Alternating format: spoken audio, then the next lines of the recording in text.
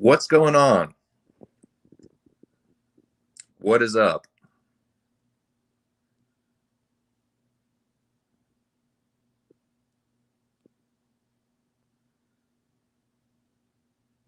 It's Tuesday. The date is June 22nd. The year is 2021. It's kind of crazy to say that, man. But it is. It's 2021. This is just my 2 cents. And I'm going to give you my 2 cents on UFC Vegas 29. Then I want to look ahead a little bit to UFC Fight Night 190, aka UFC on ESPN Plus, fucking like 48 or something, aka UFC Fight Night Cyril Gane versus Alexander Volkov. You know, there's been this narrative around both the light heavyweight and the heavyweight divisions, particularly the heavyweight division. It wasn't necessarily unfounded a few years ago, but the narrative is that the UFC heavyweight division is nothing but like old dinosaurs. It's very low level, not very competitive, blah blah blah. This is an example of how that's just not really the case anymore. Cyril Gane and Alexander Volkov are both. I mean, Volkov's in his prime. Cyril Gane is coming into his prime, but these are two legit heavyweight contenders, and it's a really, really good fight, good matchup. We'll talk about it a little bit, as well as the rest of that fight card, kind of preview that. But I do want to talk about UFC Vegas 29, the fight card that transpired this last weekend. I'll tell you how I did with my picks, what I thought about the fight card overall, and then we'll get into this next week's matchup. But I hope y'all are doing good. It's Tuesday. This is just my 2 cents. And yeah.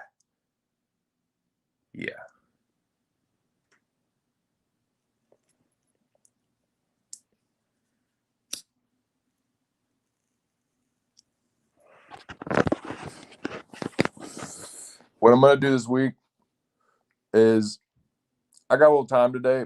So I'm going to go through the fight card. And I'm actually going to, like the knockouts, I'm actually just going to pull those up on ESPN Plus and just kind of rewatch them, kind of react to them. Dude, there were some sweet fucking knockouts this past weekend. So yeah, I'm gonna go through this fight card one by one. I do have a good bit of crow to eat. I did okay. I did just okay. Better than the last couple weeks, but only slightly. But I'll still take it. There's a slight improvement over last week. But man, there were some crazy knockouts, some pretty damn good fights. And yeah, a couple knockouts I want to rewatch. Maybe even just rewatch a couple of the fights. I don't know, man. I got a little time today. Fuck it. I have nothing else better to do. So yeah, man. Hope y'all are having a good day, good Tuesday. And let's get right into this recap of UFC Vegas 29.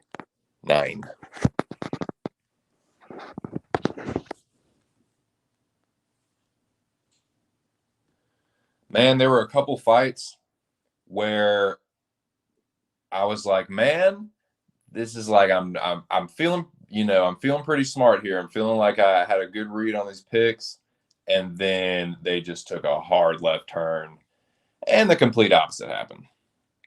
The first fight is a perfect example of that. Shout out to the General Alex Ramirez. Popped in the chat early. Salute to you, General. Hope you're having a good Tuesday. Hope everything is good down there where you are. Tell you what, boys, it is fucking nasty outside. It's windy. Looks like it's about to rain like a motherfucker. Just dark skies, boys. But Yeah, I don't know. I need to look at the forecast. It might storm here in a little bit, but in any case, UFC Vegas 29 went down. There were some good fights, good knockouts. The first fight was, I believe, Casey O'Neill versus Lar Procopio. I picked Lar Procopio. Like I said, I was feeling pretty good about it in the first round. So let me actually, I'm gonna pull up this fight.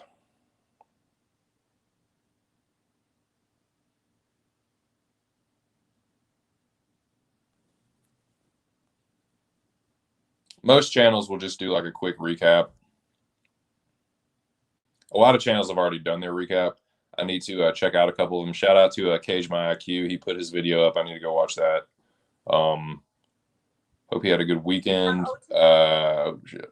But yeah, I'm just gonna pull this up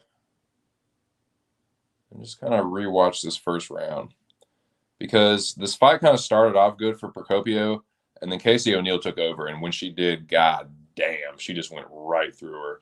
And considering that Procopio is like a good grappler, like legit Brazilian Jiu-Jitsu black belt, that was impressive from O'Neill.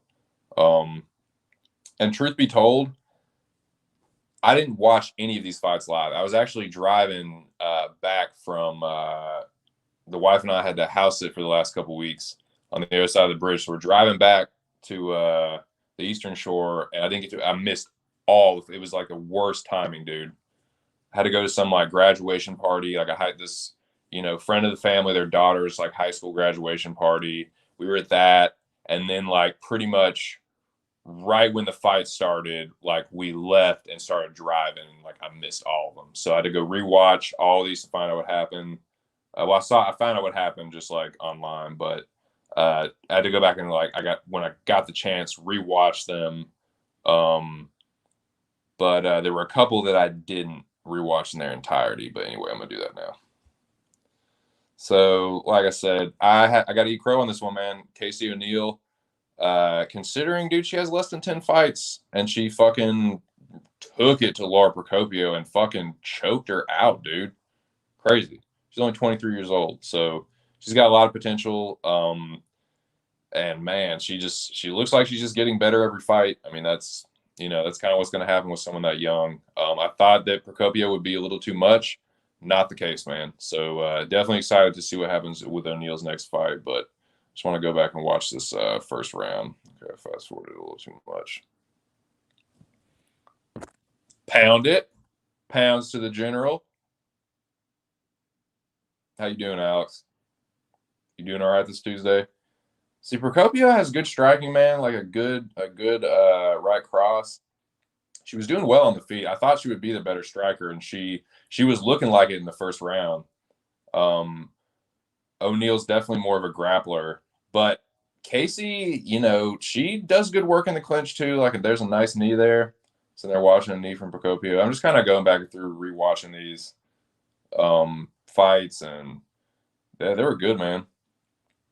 Yeah, a couple little low key cuties in this one too, man. Little tatted cutie pies going at it. But yeah, Procopio has good striking, like a good left hook off the break. But Casey is tough, man. Casey is definitely tough, and she's just gonna get better too. She's only 23, man. Got a good jab from O'Neill. Misses the right cross and steps through. Misses the high kick. I love that combination though, man. That 1-2 step through high kick. Trading jabs. Pumping the jab out. Casey's got a good jab. But when Procopio steps through and commits to her strike, she does some pretty good work. But Casey hung tough, and she'll just get better too. She's only 23, man. It's wild. These younger fighters. But she's like a good, like, she looks, considering she's only 23, like, you look at her and look at someone like Chase Hooper. Like, look how much, like, further along she is and, like more well-rounded and just, I don't know. Maybe it's not a fair comparison, but for someone that young, Procopio is like, she's not a world beater, but she's a decent UFC fighter.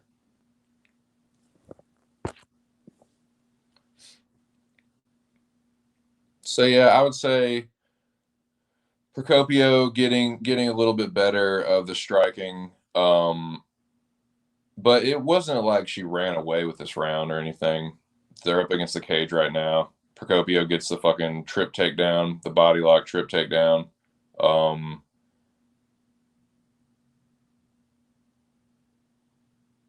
And pretty much side can half guard.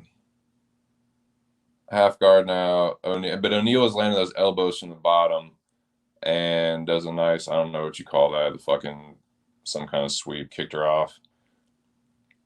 And they're back on their feet. But that was the thing. So Procopio could get her down, but O'Neal did not stay there, was able to get back to her feet pretty easily. But yeah, nice jab and slip from Procopio. Yeah, Procopio would kind of like overthrow and then kind of step around and clinch up with her.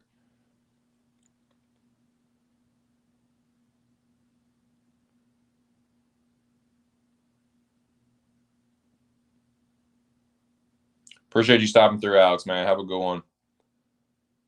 Hope the rest of your week is good. I'll probably be back on Friday to do another weigh-in stream. But yeah, so I got to look at the rankings, but hey, you can give Casey O'Neal a definitely another step up now. Like Lisa Procopio, legit black belt, fought legit competition.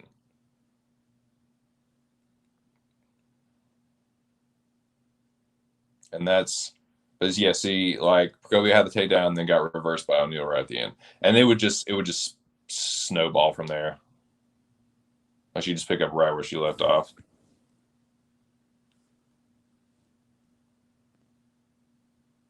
Man, that new Ratchet and Clank game looks fucking sick.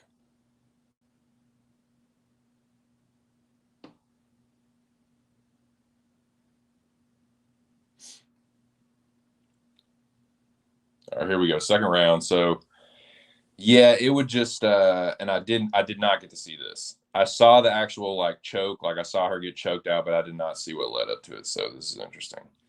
Low kick for Casey, another low kick. Jab. 1-2 for Casey, front kick. Casey lands a combo. Trade jabs. 1-2 for Casey, knee in the clinch. Gets taken down by Laura, ends up on her back, and we'll see how it got to where it ended up. So Procopio's in half guard, and Casey's half guard, looking to go to side mount or side control. O'Neal's looking for the Kimura, doesn't get it. Man, that's nasty. Putting the leg over the arm and then using it as kind of like a fucking shelf to just plant elbows on. Like putting her head on a shelf, like a fucking block there. It's nasty. Sorry, I'm fucking ignorant with the jiu-jitsu and the grappling in general. So apologize for that. Definitely not known for my commentary either. But yeah, I'm just wanted to rewatch these. Okay, yeah. So man, O'Neal is so active. She just doesn't like. She tried to throw up the triangle, didn't work. Tried the armbar, didn't work, but then she just boom, boom, boom, just like kicked her off. So they're back on their feet again. O'Neal, she does work behind a pretty good jab. She stays active too. 1-2 for O'Neal. Ooh, nice. She stepped back, slipped the counter. And Casey is nasty with the knees in the clinch, dude. That is fucking nasty. Tie plume.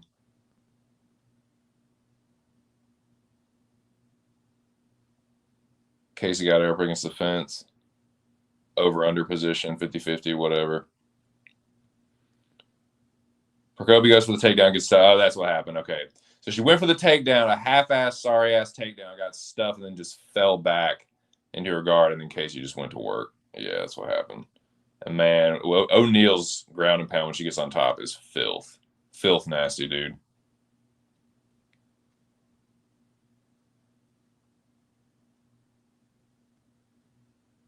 Yeah, so she was just basically dropping elbows wherever she could. Midsection. elbow in the leg, elbow in the pussy. No, I'm just kidding. But she's just very active with her ground and pound, and hitting all the open targets. So now Procopio scrambling, trying to give it. Well, she was trying to give up her back to get onto her knees to stand up, but it didn't work. Casey O'Neill in Procopio's guard, but man, she's nasty, just digging her fucking forearm into her face. Mean. She's mean with it, boys. Yeah, so I don't think it makes it out of this round. Yeah, she's just sitting. She has that forearm that she's just kind of like using it to. She's like pushing off with the forearm and then using it to drop the elbow.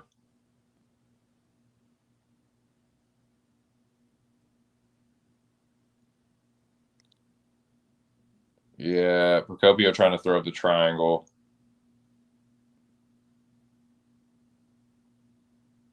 Yeah, trying to get the fucking no. She's trying to go for an armbar now. That's not gonna work. Nope. Nasty, dude. Knee on the face. Goes for the heel hook now. Oh, Casey goes for the heel. They're both going for heel hooks. Both going for heel hooks. Procopio tries to sit up. O'Neill bails on her heel hook. Procopio's still going for it.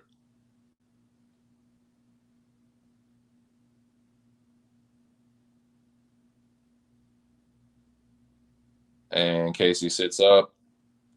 Now back in half guard, posturing up over Procopio, just starting to drop. Just starting to fucking shell her. Bit of a shelling. Knee on the titties. Dropping elbows. Yeah. So this would be the second. Oh, so it was a third round. It was the third round. She choked her. Nasty ground and pound from O'Neill, man. Yeah, I'm really looking forward to who they give her next, because Procopio is at least okay. You got a decent floor now. Let's see what your ceiling is. With less than 10 fights, you don't want to push her too fast, but at the same time, dude, like you can definitely give her a step up now. Like it's not like there's I don't know. I mean that is strawweight is a of all the divisions, it's probably the most. Yeah, I'd say strawweight. I'd say the most competitive, but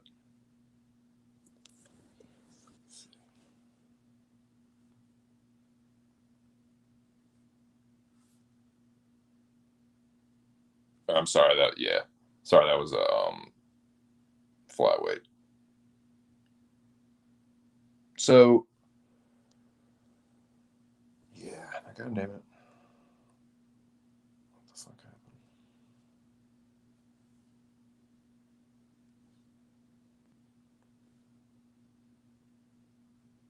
Okay, so third round. Here we go. Yeah, Casey literally just drags her to the floor. Yeah, Laura had nothing at this point, man. Casey O'Neill gets the back in a really nasty way, like triangled, like that's so weird. That's such a weird position. I don't even know how to fucking describe that shit. Has her in like kind of like almost a crucifix, man. Like has her arm tied up. Man, she can't defend that shit. That's crazy. Yeah, she has like her arm trapped. I guess it was like a kind of a crucifix. Damn it.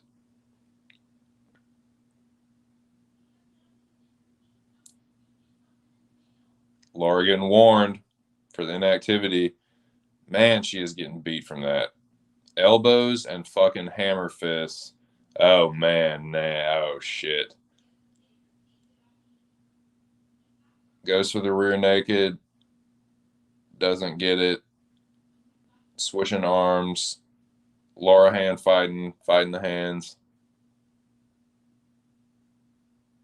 Man, Casey takes the mount. Into full mount. Laura gives up the back. Yep. Yeah, see how this went. Yep.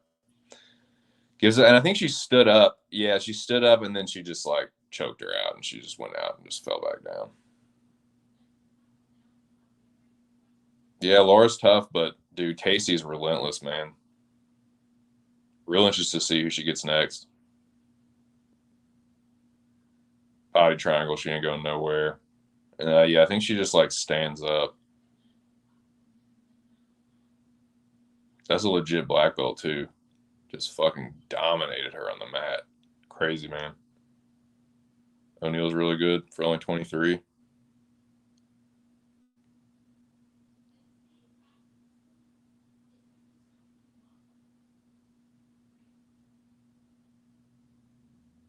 Man, it's deep under the neck, dude. Deep. And there she goes. Laura goes out. Just here you go. Pushes her over. Face first. Golly.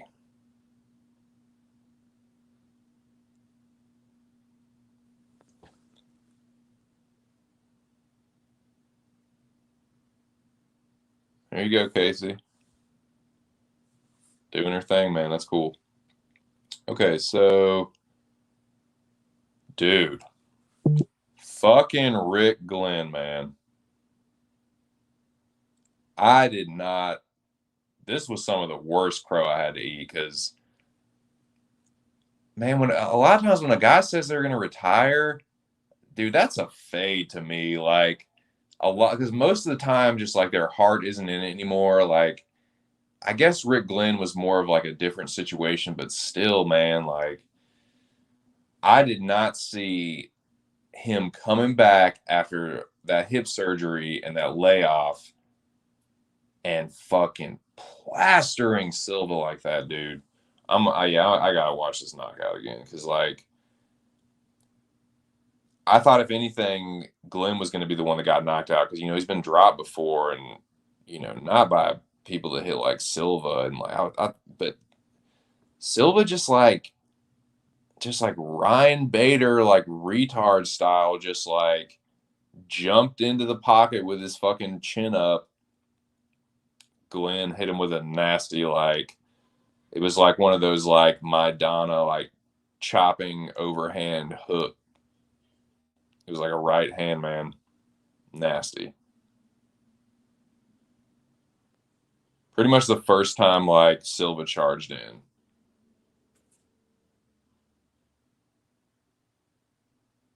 Yeah, Silva he just like telegraphed it, man. Like Crow hopped into like range with his hands down and Glenn just bop. What's up, Noah? Yeah, I did not see that coming, dude. I did not see that coming. What's going on though, Noah? Hope you're doing good, man. Hope it's a little nicer in Texas than it is here in fucking Maryland. It's nasty outside, but yeah, I did not see that coming, dude. Like that's always just those question marks, man. Like you never know how a guy's going to look after that kind of a layoff. But Glenn, dude, he's always had good striking. He's kind of a motherfucker, dude. Like if he doesn't, yeah, that chopping like overhand right, man, like Maidana style, Triple G style, Rick Glenn style, dude, nasty. Or it was overhand, excuse me, overhand left. Was it? Or no, was it right?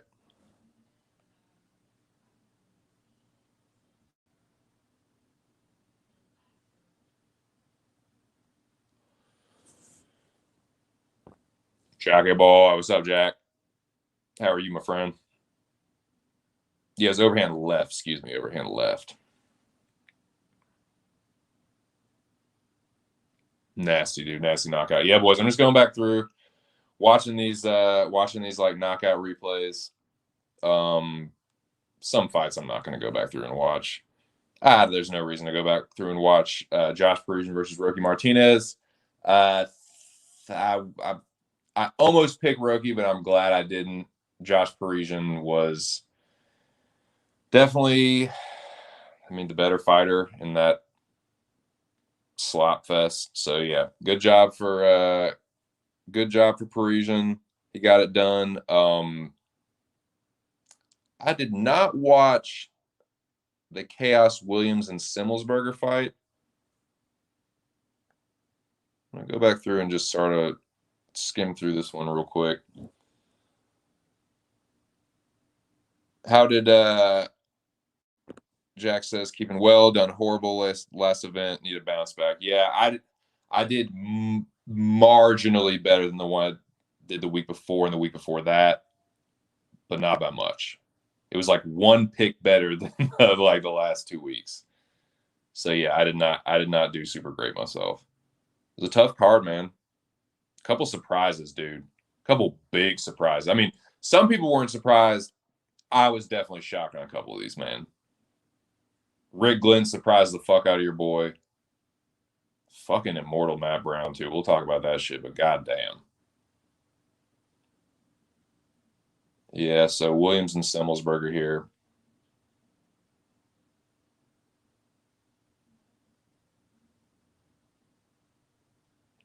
Man, Chaos is scary when he blitzes, dude. But yeah, I didn't see any of these fights live. I had to watch everything on a replay. And some of them, this is the first time I watched this one. Man, oh shit, dropped him. Simmelsberger pops right back up. Dude, it is chaos, man. When that fucking flurry that he comes in with, just like uppercuts and left hooks, fucking scary, man. You better have a chin. Semi the Jedi. The Maryland homie busted up already. Appreciate it, Jackie. I'm doing pretty good, man. No complaints here. Fucking raining outside, but it's all good, man. I got a roof over my head. Wife's happy. Happy wife, happy life. I'm doing pretty good. Got some good tree in the fucking chalice.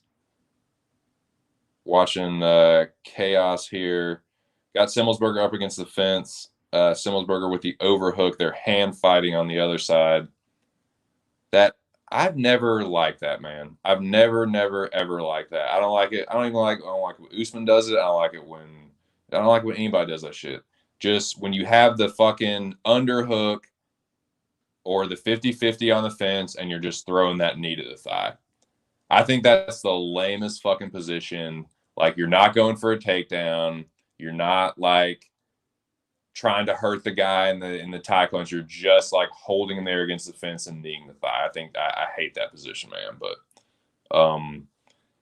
it's because it's nothing but control and it's just not. I don't know. It's just kind of lame. But Simmelsberger finally pummels the underhook and they break away.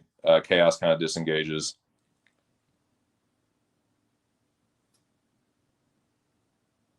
Yeah, I can't tell where it looks like his nose is busted. Trading jabs. Left hook, right hand, uppercut for Chaos. Overhand. Overhand shovel hook. Low kick. Return by Chaos. Jab by Williams. Misses. Low kick. Simmelsberger doing the waiting hand, kind of like the circling, outstretched hand, pawing.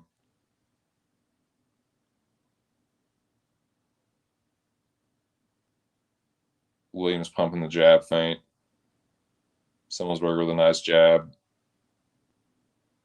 They trade kicks. Man, that fucking flirt. Oh! Simmelsberger catches Chaos with a nice right hand counter that stops Williams in his tracks. Sorry, guys, I'm not a very good commentator. I'm just rewatching this shit. Double jab cross for Simmelsberger. Simmelsberger lands the left hand. Williams goes to flurry, misses. Pumping the jab. Chaos. Low kick for Chaos. Misses. Jab misses for Simmelsberger. 1-2 misses for Simmelsberger. Just going to call it semi and Chaos. Semi with the low kick. Chaos with the flurry. Jab lands for Chaos. Flurry gets the fence. Simmelsberger semi swing for the fences.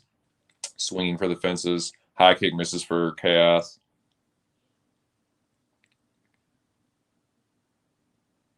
Pumping the jab and missing for Chaos. Keeping the center of the octagon. Low kick lands. Simmelsberger just waiting to counter, just waiting too much to counter.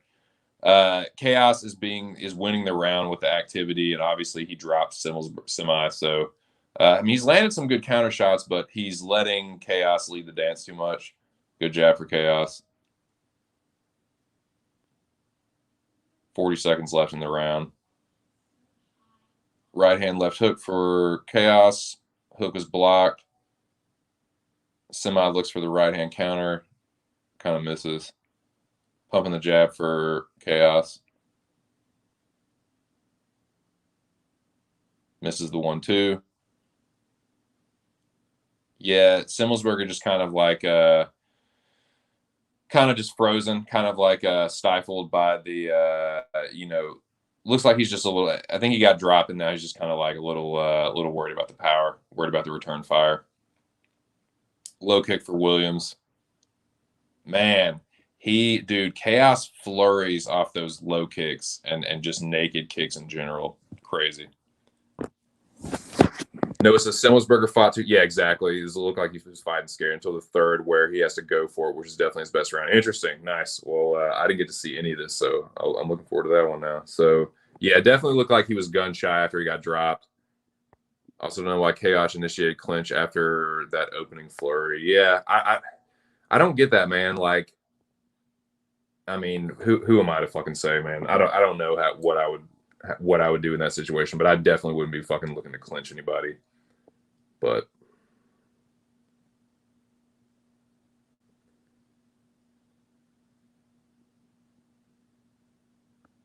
I definitely like, I don't know. It's hard to say. Hard to say. Never had an MMA fight. Definitely not a fucking UFC fight. But yeah, I don't understand. I don't get why. Yeah, I don't understand that.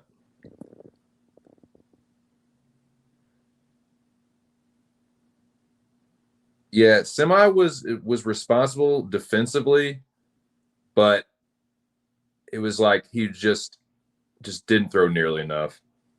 Just a little hesitant. Understandably so, man. He got fucking cracked.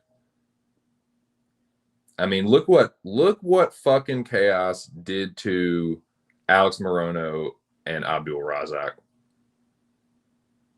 Like, chinned him unconscious. So yeah, I mean, and it's not like Semi's doing bad work. If he had done more, he would have a chance. But it's like when you do more, when you open up, that's when you get fucking cracked.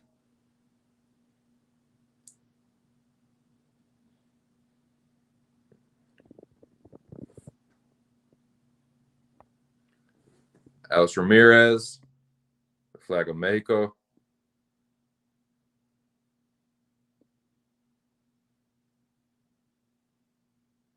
Yeah, Williams with that. They got that over under position against the fence. Semi pummeling for the underhook, breaks away, disengages, takes the center, but just again, Semi never really committed to. He definitely didn't lead the exchanges enough, and he didn't like commit to anything unless it was a counter punch, and Williams just wasn't giving him like any time that he would have been open to like counter Williams, it would be in like the middle of a flurry and he'd risk getting chinned.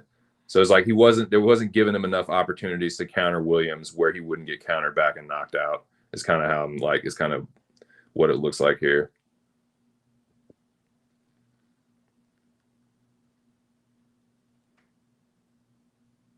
Yeah, counter uppercut misses for Williams.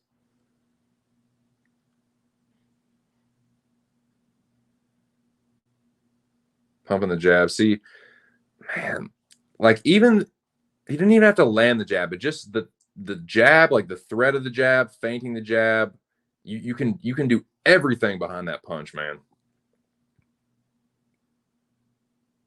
And Semi just his jab is just non-existent, man. Just waiting way too much to counter. But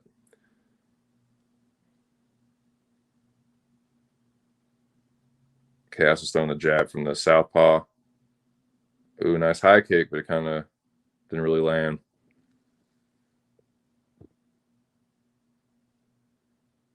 Yep, this is minute 25 left in the second round.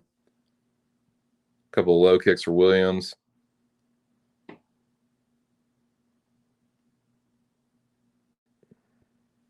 Chaos throws a lot of punches when he blitzes forward. Does the it's like overhands from the power hand.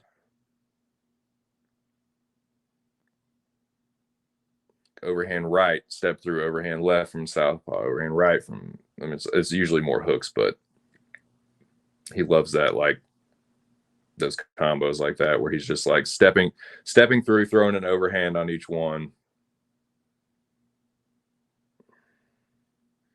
And see, like when Semelsberger was offensive, like he's landing. Like that's a good one too. Just wasn't consistent enough with it. Wasn't consistent enough with it. Like two would say this was a closer round, but he's just letting Chaos steal around from him basically. So yeah, hard not to see it 2-0 Chaos at this point. But yeah, Simmelsberger is he's not a bad fighter at all. Williams is really fucking dangerous. I mean, he'll have more fights, definitely. Semi, I'm sure. And he'll dude, honestly, like he won't the next person he fights will probably not be as dangerous as Chaos Williams, and there's a good chance he might fucking knock him out. I don't know, we'll see. But yeah, interested to see who Williams gets next as well. Getting out work, yeah. Yeah, man, he leaves himself really open. Like in the middle of these combinations, he is just swinging like a wild man, like with his chin all up in the air, like someone that will hold their ground in the pocket, like a better counterpuncher will probably catch him. Like when Semi holds his ground and counters with the right hand, he catches him. It just wasn't nearly enough.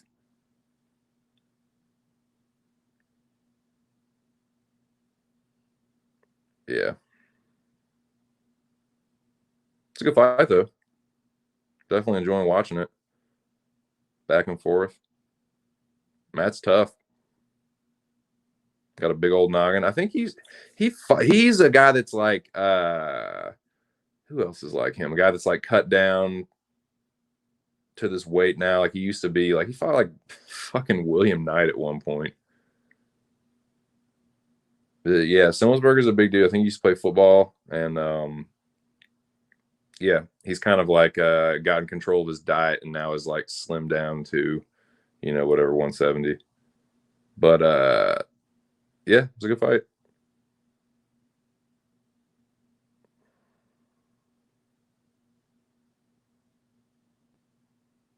I watched do y'all ever watch the Believe You Me podcast?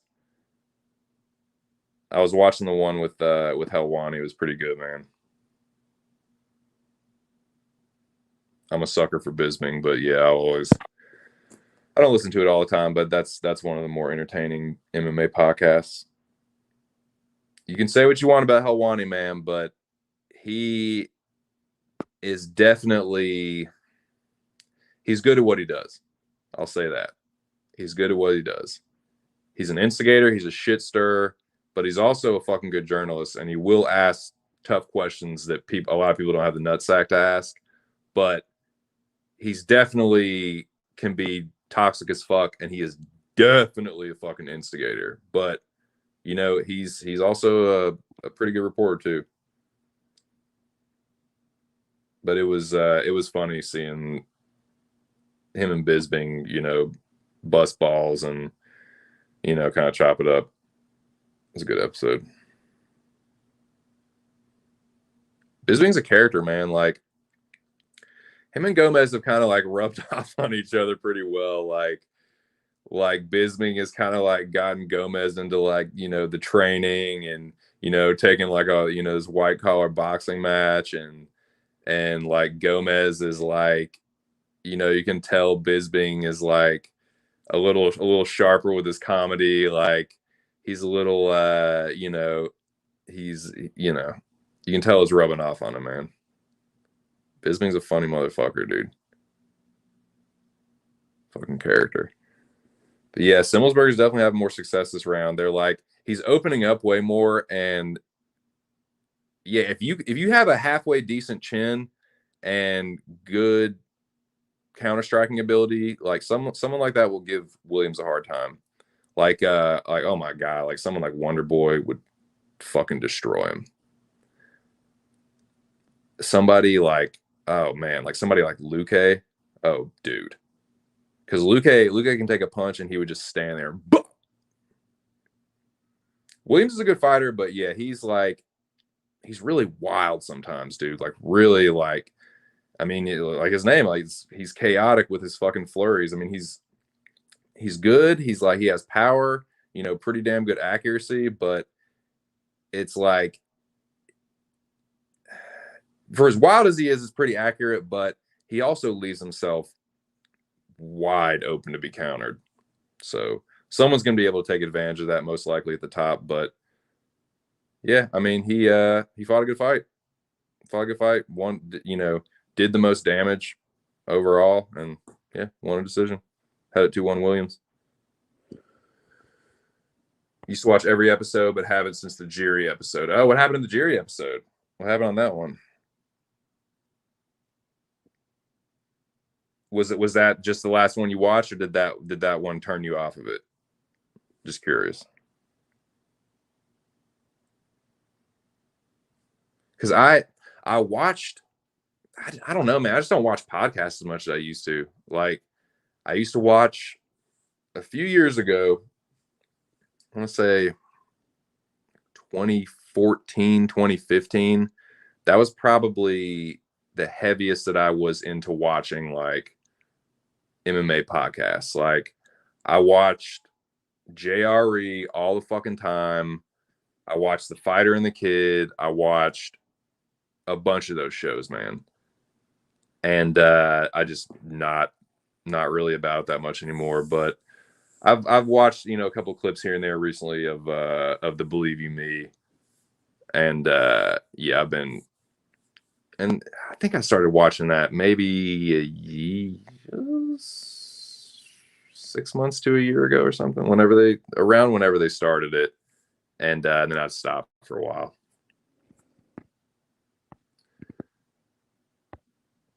Oh, they know it was the last one that caught your eye. Right on. Right on.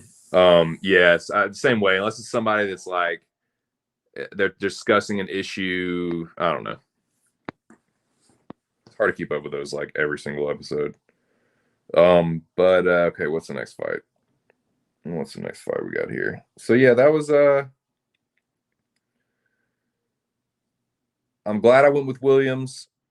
I almost took Semi. He fought a good fight though, so I'm like I said, I'm interested to see who both of these guys get next. Yeah,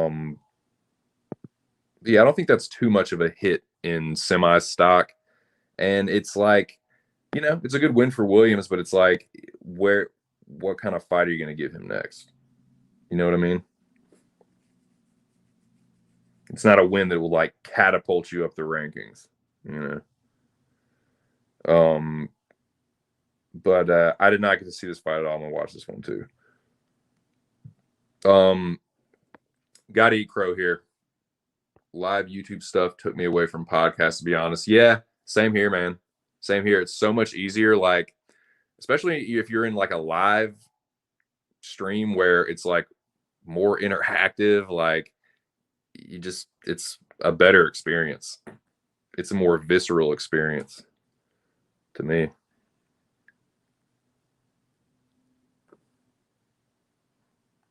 But yeah, same way. Yeah, it makes a lot of sense too. You can like it's just fun. It's just more fun to interact. It's more fun to be able to interact with people in the chat, and especially if the host is someone that'll interact with you. And that's one of the things I always loved about Art's channel is that he interacts with every comment.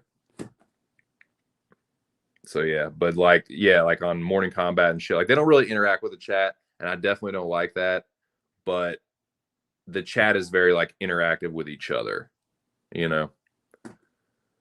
But yeah, I like this podcast. Like there's definitely episodes of JRE that I like, but and I've gone on rants about this before, but I'm kind of over like Rogan for the most part, unless he has a really good one. And I need to go watch the Wonder Boy interview, but I just have not watched, dude, since he like went to Spotify. And it's not just because he went to Spotify. It's not some like, oh, yeah, he's behind a paywall now. Like I'm boycotting Rogan. Like I kind of stopped listening to it before that. I was just kind of getting tired of like it was just the same shit over and over and over. Um, with like none of the guests were really like bringing much like new to the table. It was all just kind of the same shit. Like, oh, this is a hunter, or this is a Navy SEAL, or this is a fucking like a scientist, or an explorer. Like, oh god, it's like the same shit over and over. So I kind of got sick of that, but yeah, I don't like his new studio at all, dude. Like you feel like you're on a fucking I don't know. It's like a bad 70s like spaceship or 70s like sci-fi show spaceship. I don't know. I just don't like it. It's not I don't know. The old studio felt like you were just like sitting down there, like sitting there right next to him, chopping it up. But like with this one, it's like it's just I don't know. It's very cold and distant. I don't like it.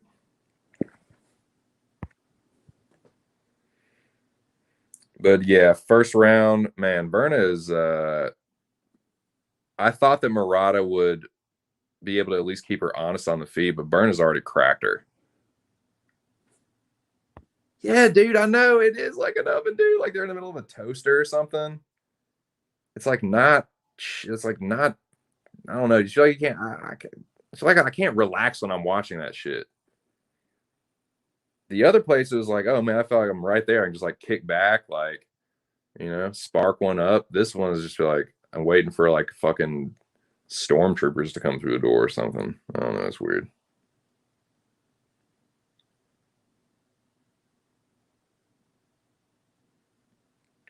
I'll tell you a podcast I started watching that I haven't watched in a while that I like.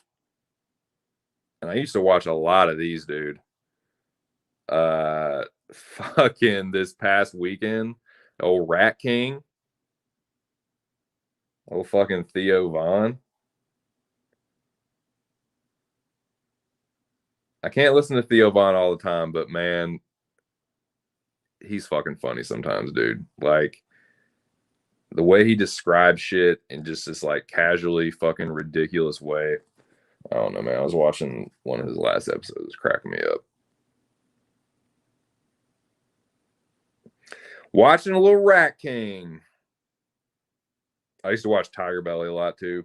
I fuck with Bobby Lee. He's another ridiculous human being. But yeah, so damn. See, oh man. See, Conoco, like Verna went for that fucking like flying what was it, like flying armbar or something.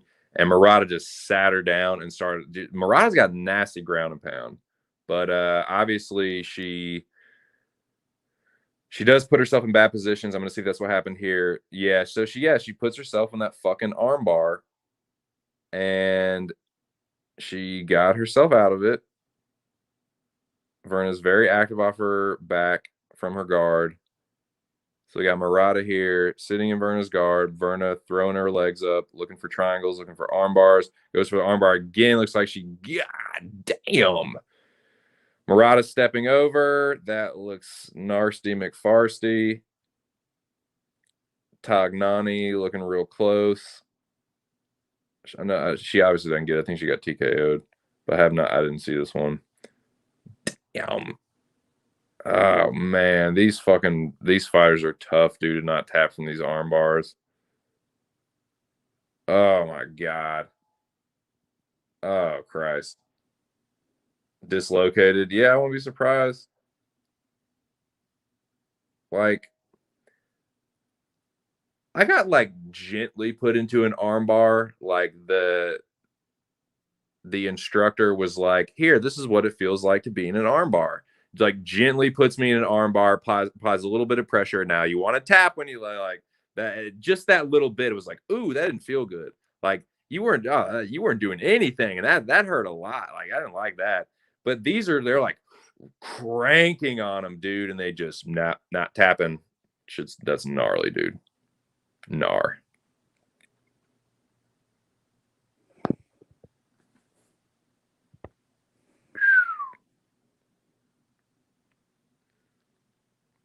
That fucking Casey O'Neill sub was nasty, man. I'm real interested to see who they give Casey O'Neill next. Because it's not like Lara was some like another prospect or something. Like Lara Procopio is like fought some legit UFC fighters.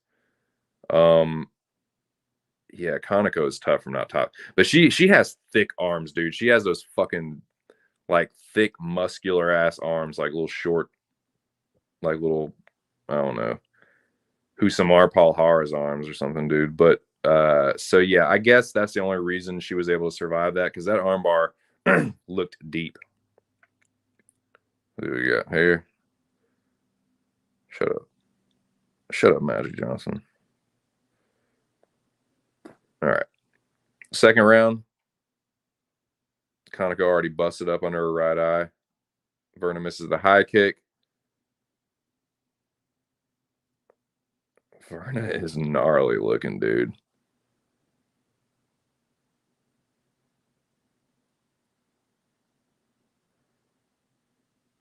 Could you imagine being another woman and having to fight Verna Jandiroba? It'd probably scare the shit out of you. Like she's fucking intense looking, dude. Have her charging at you with those fucking eyes looking all crazy, dude.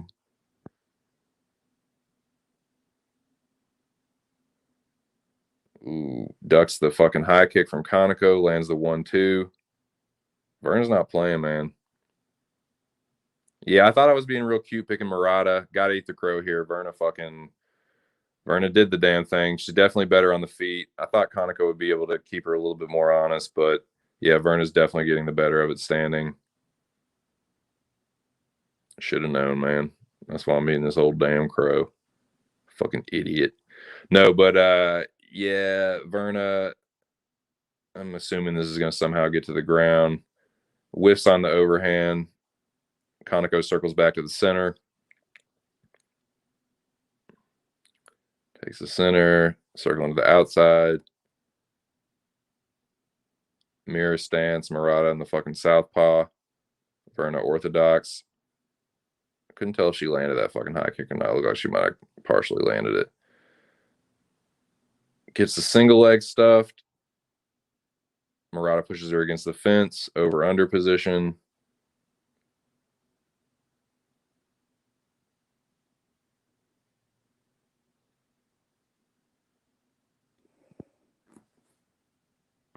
You'll see round two that arm's gone. Yeah.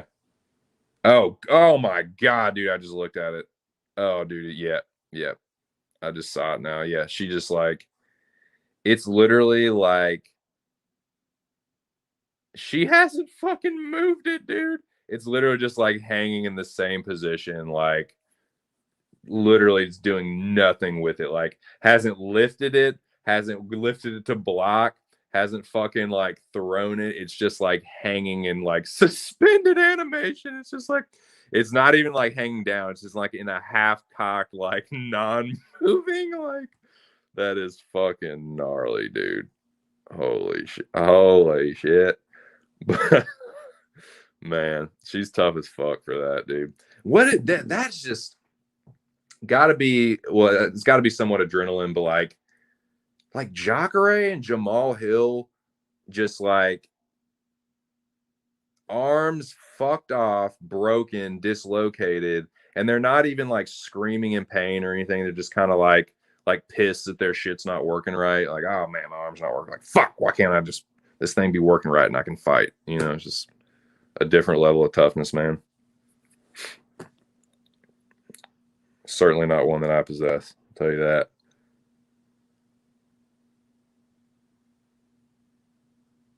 I'm not a complete and total bitch, but I could not take some of the kind of shit that these fighters take. I would be screaming in pain.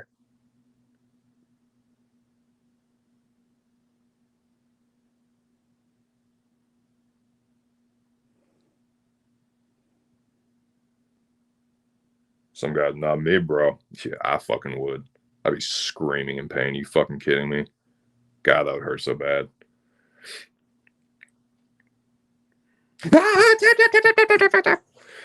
But no, man. So okay, so not using her fucking left arm at all, completely fucked off.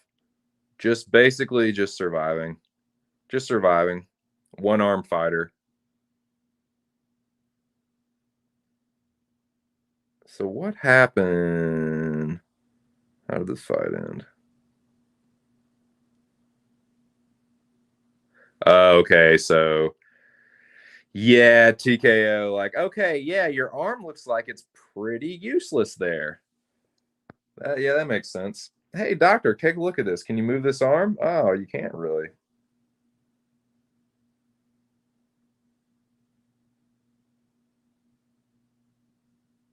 Doctor, yeah. It's off. No, not working.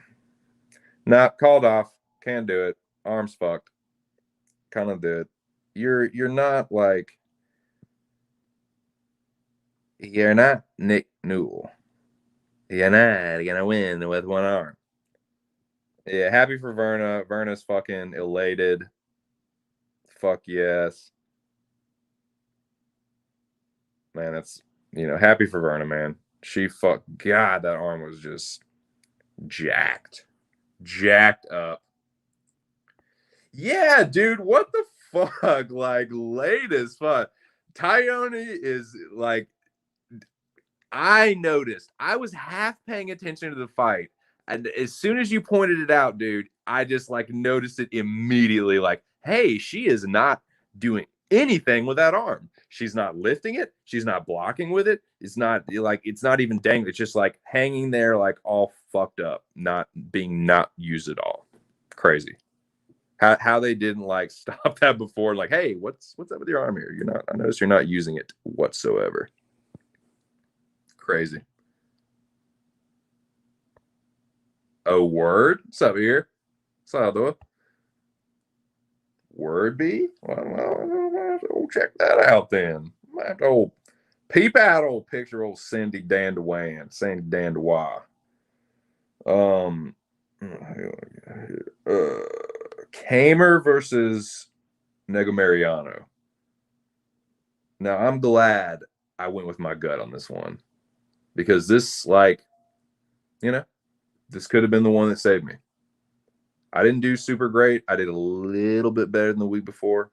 I went 7-5 with my picks, but I almost took Kamer. I almost dialed it in, dude. I almost just said, "Hey, yeah, dude, Kamer. Oh yeah, Stipe's sparring partner. He's supposed to be good, right? Oh, William Knight. Nah, I'm glad I went with Negamarianu. I'm actually gonna watch this fight though, because and shout out to your ear. Hope you're doing good this Tuesday, my friend. I was driving back from house sitting the whole time the fucking fights were on. So I didn't go. I was at a graduation party for the first part and then driving the rest of it. So I'm seeing these fights for the first time, some of them. I watched all the knockouts and shit, obviously, but yeah, didn't see the Chaos Williams fight, didn't see the Parisian fight, not watching that one. And I didn't see this one either. So don't really know how it went. Yeah, man. Thank fucking God, dude. Sorry to hear that, man. You'll get him next week. Always another card. Always another card.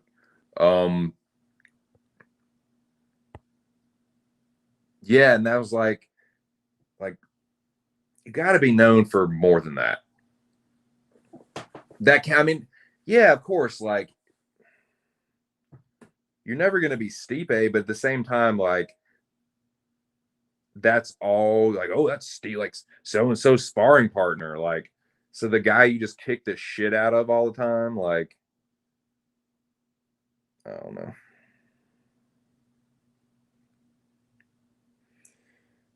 But I'm gonna see how this fight goes. Just kind of react to it in real time.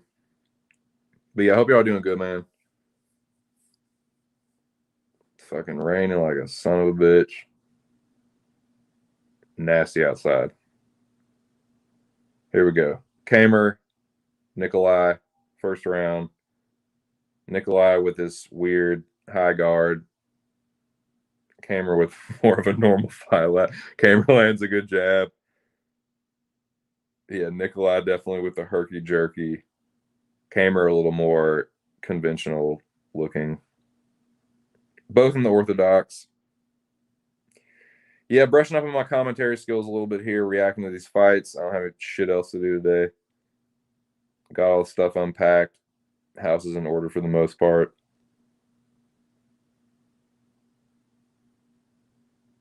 Mariano misses with the right hand. Both just kind of feeling out. Kamer lands a left hook right hand. Misses the jab. So Kamer is kind of holding the center of the octagon and then going on the back foot when Negumereanu presses forward. Not a whole lot has happened. Kamer with a nice cross to the body. Negumereanu misses with the left hook. Kamer misses the left hook. Kamer lands the inside low kick. Negumereanu with a nice counter right hand. Negumereanu misses with the lunging right hand. Alexa lands a nice counter right hand of his own. Circling, Alexa lands a jab. Circling. Typical boxing, like circling to the outside of the jab hand.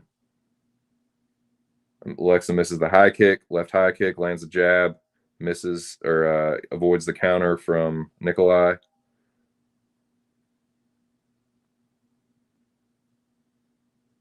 Alexa lands a body kick. Looks like Nikolai probably didn't land that. Nice exchange there.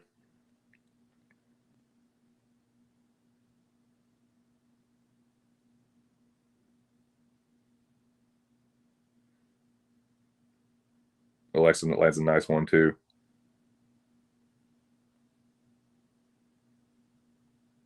Alexa with a nice jab. Kamer definitely has like pretty decent boxing. Lands a nice left hook. Slips the counter. Ooh, nice uppercut from Alexa. Negumereanu is just terminated. Oh shit! Rocked him with it. Wobbled him with a jab. Wobbled Kamer with a jab. Oh, hurt him with the right hand. Negumereanu landed heavy leather, boys. Chucking leather. Got him in the clinch. Grabs a body lock. Looking for the body lock anyway. Alexa with the overhook. 50-50 position against the fence. Alexa looking. Yep, gets the takedown. Yep. Nikolai took over right there. Alexa Kamer was almost like winning that round, but yeah, he fucking wobbled him with that jab, man. Telling you, dude, that fucking jab, you can put people out with a jab, man. Well, ask what's his fuck? Who just got dropped from a jab? Damn it. God damn, my memory is just horrible, boys. Negumereanu looking for the body lock takedown again. Kamer with a good takedown defense, gets underhooks, disengages, circles back to the center, slips the right hand, lands a left hook right hand of his own. This is Kamer. Or excuse me, Stipe's sparring partner. Misses the right hand left hook. Negumereanu lands a nice counter jab. Trade jabs. Jab for Nikolai. Misses. Alexa lands a jab. Alexa's got a good jab. But Negumereanu is what's happening is Alexa's backing up, and then he's standing there when Negumereanu lands on him, he stands there and trades with him, and that's where he's getting cracked. Because Negumereanu is just going to walk forward, and throw until and like baiting you. Man, Negumereanu's got a good lead left hook. He really does, man. He's cracked Alexa with that a few times. Alexa's got a good uppercut. Lands a good uppercut there. Jab to the body for Alexa. Negumereanu runs a good right hand. Another good right hand. Knee to the body for Alexa. Trade jabs. It's a good fight. Entertaining fight. Seeing Negumereanu your nightmares. Cheers, bro. He's lying. Ganu's killed Stipe. Yeah, I know, right? Like, that's who you're sparring. Yeah, that's gonna get you fucking ready for Francis. Like, Alexa is definitely more like Cyril Gane than Francis. You know, he does, man. He does. Yeah, boy. Oh, Figgy, my God. That's why I couldn't remember it. Definitely blocked that out. That was oh my God, that was definitely repressed. I definitely just blocked that out. Yep, that's why I couldn't remember it. Thank you. Fucking no. When I saw Moreno in the back doing that little bop bop bop shit, you knew it was all over. Yep, should have known. God damn it, boys.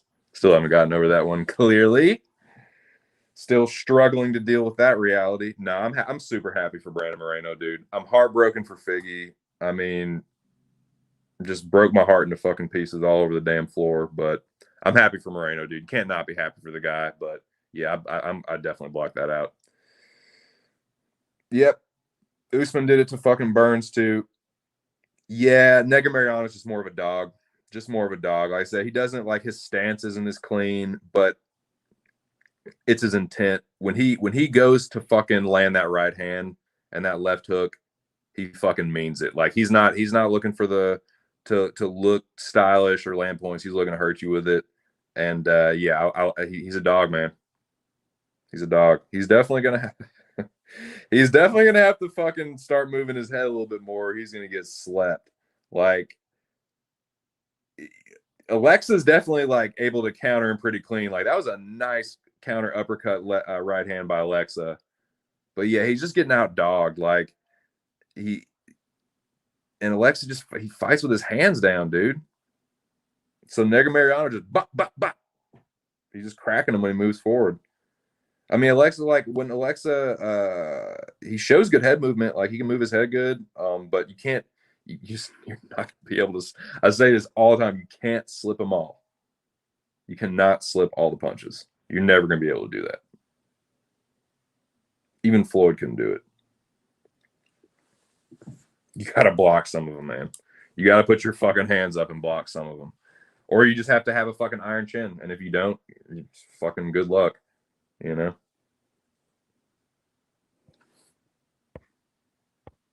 Yeah. Nobody.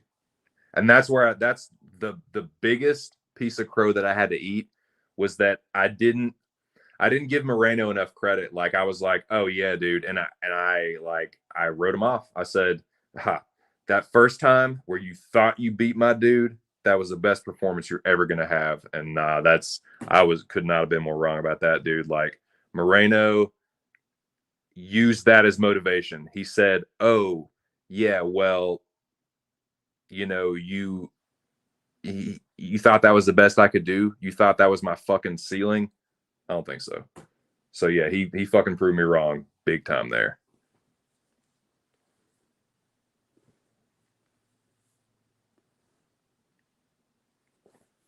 So yeah, Negumereanu got Kamer up against the fence.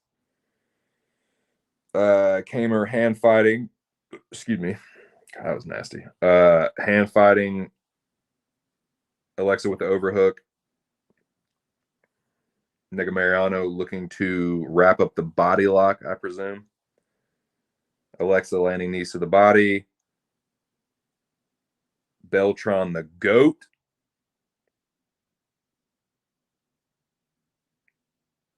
Mike, I'm more intimidating than half the fucking UFC fighters, Beltran.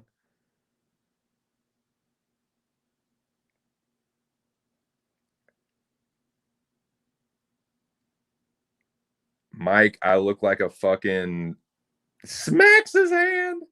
Mike, I look like a fucking like warlord in a fantasy movie, Beltran. I look like a fucking Norse warlord. Yeah, I mean, this is a good fight, dude. This is an entertaining light heavyweight, entertaining low level light heavyweight. I love these kind of fights, dude. Nothing on the line, just banging it out. A lot of action, not a lot of defense. Fun fight, man. Good shit.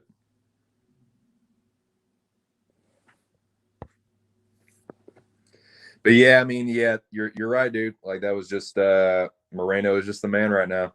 He's just he's the man to beat. You want to be the man, you got to beat the man. Figgy was the man. He whooped his ass, choked him out. What can you say, dude? He dropped him with a fucking jab and choked out a fucking legit black belt.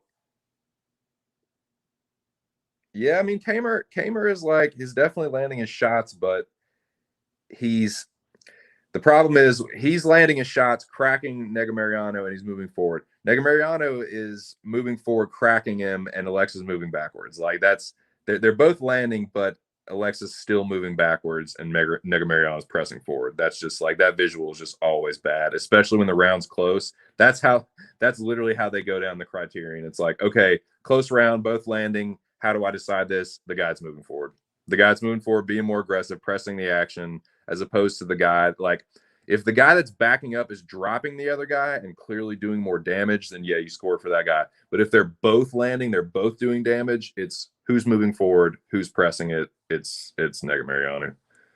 But yeah, I was yeah, good fight, man. Bummed I missed this one live. But yeah, we'll commercial break. Shout out to everybody in the chat. Oh yeah, loving it, dude. Love to see Beltran keeping everything under control. Keeping everything nice and clean. Love to see that shit. But yeah, this I need to make this fucking chalice nice and clean here.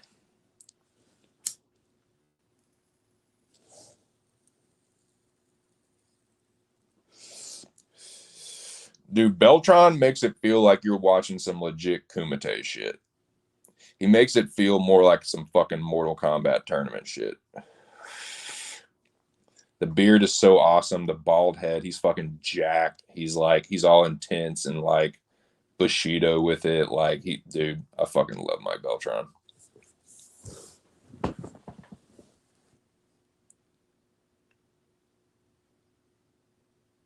Yeah, dude. Good fight. Good fight. Fun fight.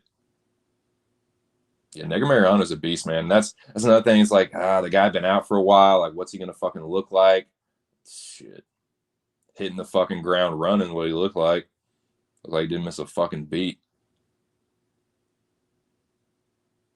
Oh yeah, low kick. Seen that. Yep. You gotta get that My Garrett Judon up. Yeah, he threw with improper form. Dude, my karate sensei used to bitch me the fuck out, man. He used to punish your boy when I would do that shit. Because what happens is when you get tired, you don't get the kick up. You just you put your knee up, but the kick just kind of comes out low and drops right to the floor. Oh man, my sensei used to bust my chops about that shit. Embarrass me and stop the whole fucking class and rag me about it. But I mean, that's Yeah. I mean, it definitely happens, dude. That's how most people get kicked in the nuts. Like you start to get tired and the kick just comes down. You can't yeah, definitely low kick though. But he's a man. This is a good fight. This is a fun fight, dude. I like these shits. Appreciate you stopping through, Noah. Have a good one. Have a good shift. Yeah, dude. Oh man, dude. Yeah, I was like, the way the fight card was going, I was like, God damn, if Arosa beats Choi, the world just does not make sense to me. Like, I'm just gonna quit this shit. I can't make any good reads. The world doesn't make sense. I don't know what I'm talking about. Like, I was like, everything is going wrong here. Like all these old dudes are fucking like turning back the clock. Fuck. But yeah. But yeah, I was glad. I was glad I went with my gut on this one, man, because I almost dialed it in. I was almost like, I think Negumereanu is like the better grappler. I didn't think he would get the better of the striking, though. I thought Kamer would be the better striker, but Negumereanu is just a dog, man. He's got a fucking chin on him. Like Alexa Kamer cracked him with some nice shots, and he just ate him. Nope. Nope. I'm Russian block. Where's he from? Moldova or something? That was a nice elbow in the clinch. Kamer didn't like that one. I love that fucking elbow, dude. That fucking single collar, just like side elbow right to the. Oh, dude, I love the fucking side elbow. I love the fucking side elbow. The one that's just like, it's not overhand chopping. It's just whap straight from the side. Oh, dude. Those are the ones I loved in karate, man. I love to fucking do those on the one step sparrings. I've never been able to use it on anyone in like a fight, but I've always wanted to. Just that fucking put your hand right on the side of their head to frame it and just use the other elbow. Boom, dude, just smack them right in the. Oh, I always want to do that in a fight.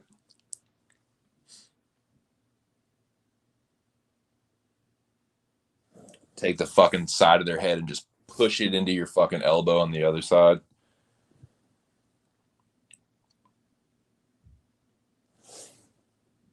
What's up, Sam? Trying to decide between Poirier by finish or Poirier by decision. Best of luck to you. Best of luck in your decisions. That's gonna be an interesting fight, man. It's gonna be a really, really interesting fight. I think it's gonna be a different fight too. I I don't know, man. I don't know. I don't like Dustin Poirier at all. Um, Not really a Conor McGregor fan anymore. Used to be, not anymore. The Floyd fight got me off the Conor McGregor wagon, so I've been off of. I haven't been a fan of his since then, since the Floyd fight. But yeah, I don't like Poirier, so I'm super biased. I don't know, man.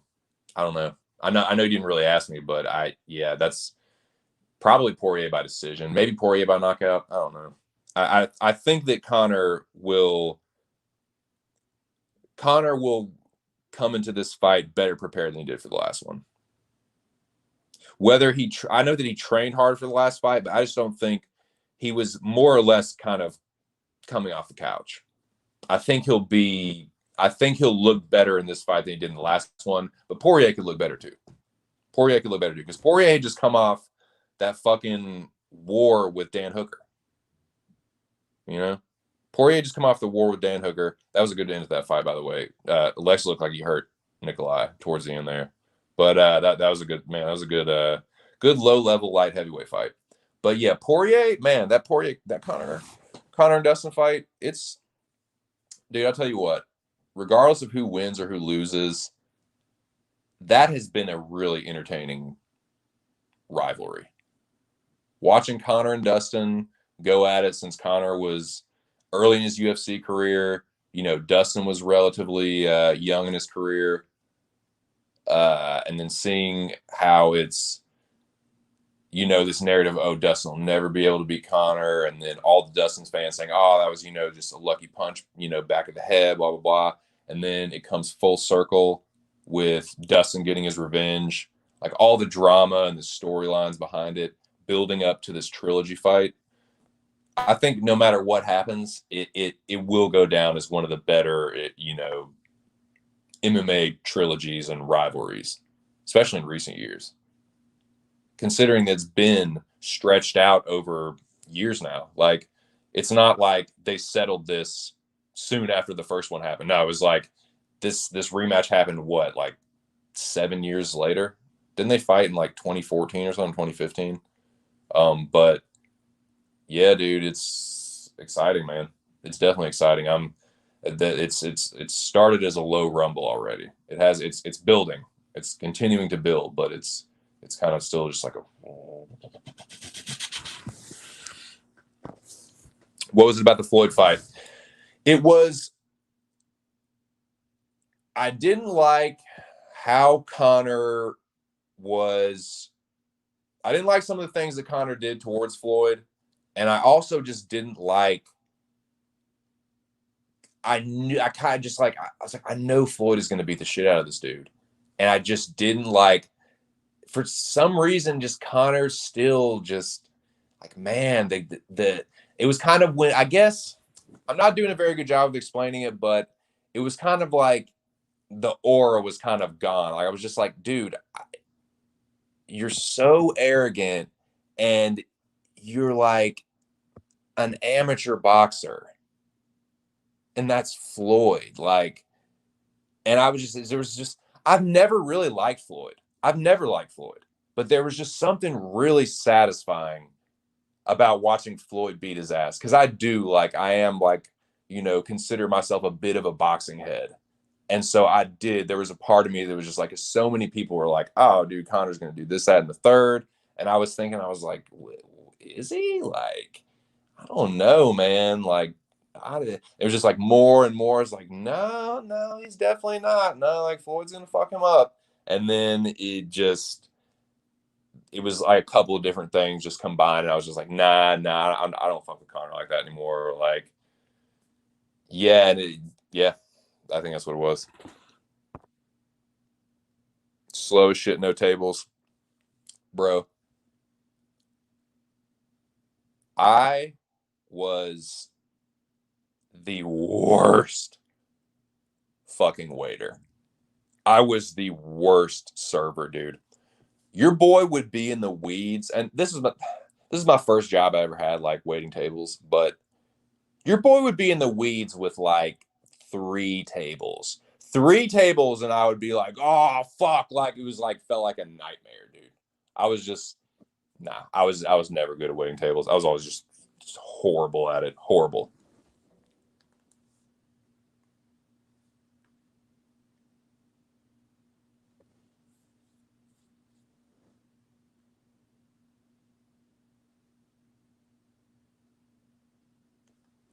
But where are we? Where are we, man? Shout out to the 4 people in the chat. Hope y'all are having a good Tuesday. Just sitting here recapping UFC 29, talking some shit, talking about how I was a horrible fucking waiter when I did wait tables. I worked at a certain Tex-Mex restaurant chain that is big in Tejas. I believe it started in Texas, and there's plenty of them in Arkansas. And I worked at one of those, and I was just a fucking abysmal waiter. There, dude, there was so much. That was a really fun job, actually. I just sucked at it. Like, I had a really good time. If that shit was like Waiting, like the movie Waiting was like that. That, like, the way that everyone acted, and like the waiters, and like, because like a lot of us were like friends, and like we'd like hang out and party and shit like outside of work. And is a lot like Waiting. And fucking man, there was some scandalous shit going on. Scandalous, dude. Like I don't know how these motherfuckers weren't like arrested and fired on the spot. Like, scandalous. But yeah, that was a fun job, man. I was really shitty at it though. Where are we? Where are we on this fight card here?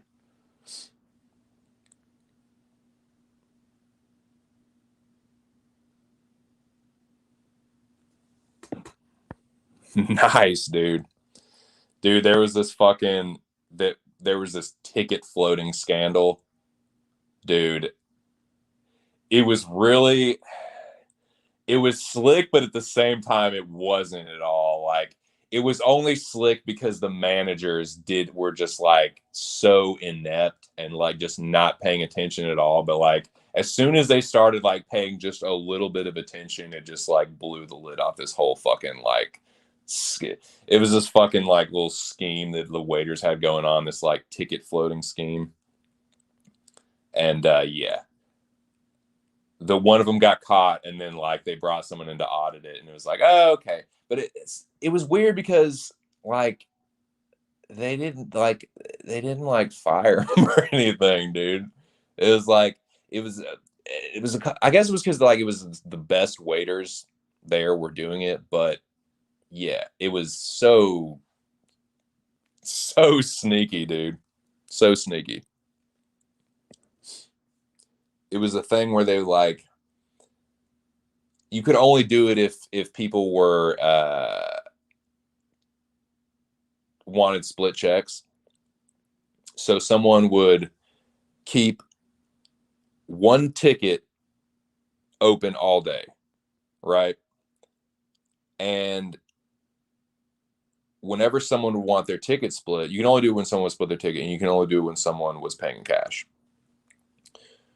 So they'd keep that one ticket open instead of because like normally, you split the ticket, you print it out for the customers or whatever, and you close it out. So when you pull up your shit as on your little waiter screen, it's blank. It's supposed to be blank.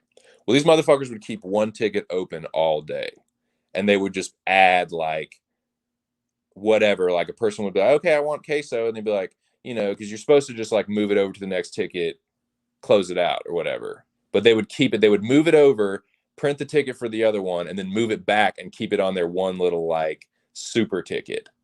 So they would have like the ticket at the end of the day would have like one of like every single item on the whole fucking menu. And so basically the restaurant would only make money off of like one of every like say the waiter had like 20 people that ordered queso, the restaurant would only make money on one queso because it was the same one just getting like moved over and printed out, and they would just pocket the cash for the rest of it. It was so fucking scandalous. I don't know how they didn't fucking get caught sooner, but it was hilarious. Like I said, it was my first job waiting tables. A couple of my buddies that I work with were doing it. Like I didn't have the fucking nutsack to do it because I wasn't slick enough with the fucking thing, and I just didn't have the balls to do it. But yeah, like one of my buddies like showed me his thing, and like it was sketchy, dude. It was sketchy.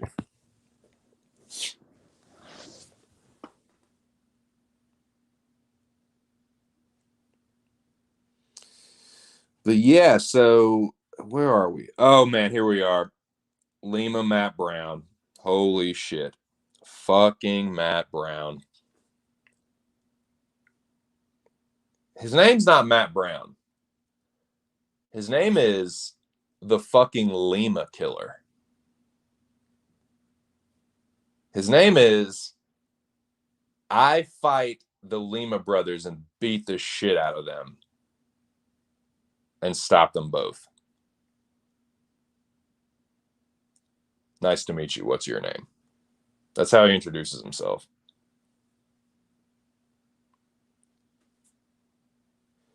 Hey, what's your name? I beat the shit out of the Lima brothers and stopped them both. That's all you need to know about me. Nice to meet you, though.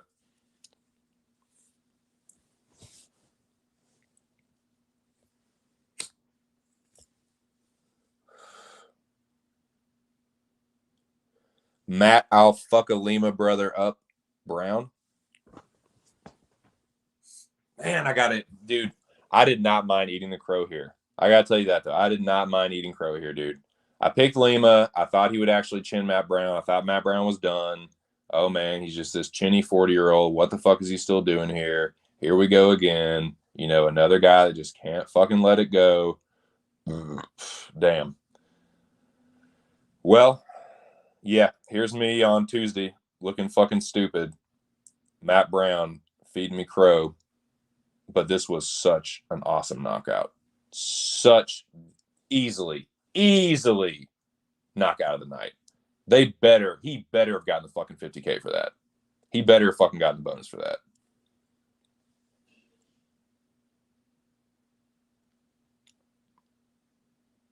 Diego Lima is a big dude, too.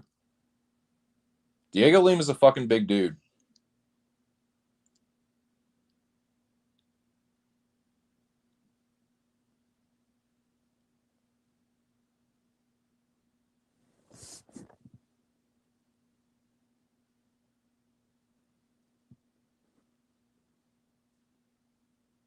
Yeah, Lima he just fucking fights with his hands down, man. He fights with his hands down. He just doesn't have that great of a chin.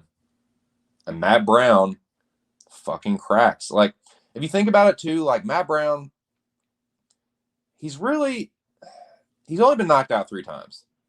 But it's, I guess, the way he's getting knocked out and like the fact that he is old just kind of made it seem like maybe he was more chinny than he actually is. Like, he's really fucking tough. And I just was just a dumbass and just didn't fucking take any of that into account. Like, didn't think it would make the difference. Oh yeah, like, even though Lima is chinny and, you know, Matt Brown is he's only been knocked out a few, like Lima's been knocked out as much as Matt Brown, even more now.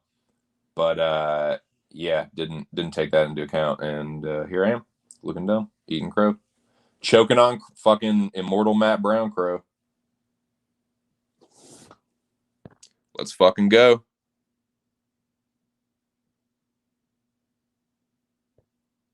Got comma worthy vibes from Loma. I'm not sure what that means. But yeah, that from Lima. Comma worthy vibes from Lima. Yeah, okay. I get you. I was like, Lomachenko? No, but yeah. For sure. For sure, man. Like likable guy, everyone's kind of, oh right, go comma, go Diego, you know what I mean? But it's like they're chinny, they get overhyped. Yeah, I get that vibe. I'm not sure if that's exactly what you mean, but I can see a lot of similarities between Kama and Diego Lima. Beautiful, just and it wasn't just that it was a walk off; is the way he fucking fell too, just like face first, like he didn't fall backwards, he didn't like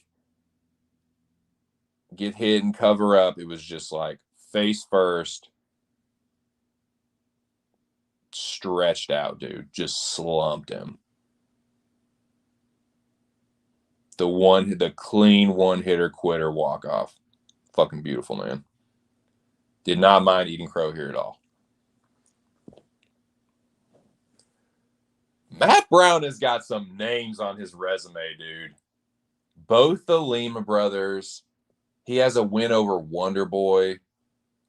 He will go down as an immortal. Like, Matt Brown might be the ultimate fucking action fighter, dude. He will go down in history. In my book, he is one of the best action fighters ever. Like, maybe fair to say he's a journeyman, but I use that term in the best way. Like a wandering fucking warrior, dude. Like a true, like, kind of like a fucking, just like a wandering swordsman, man. I don't know.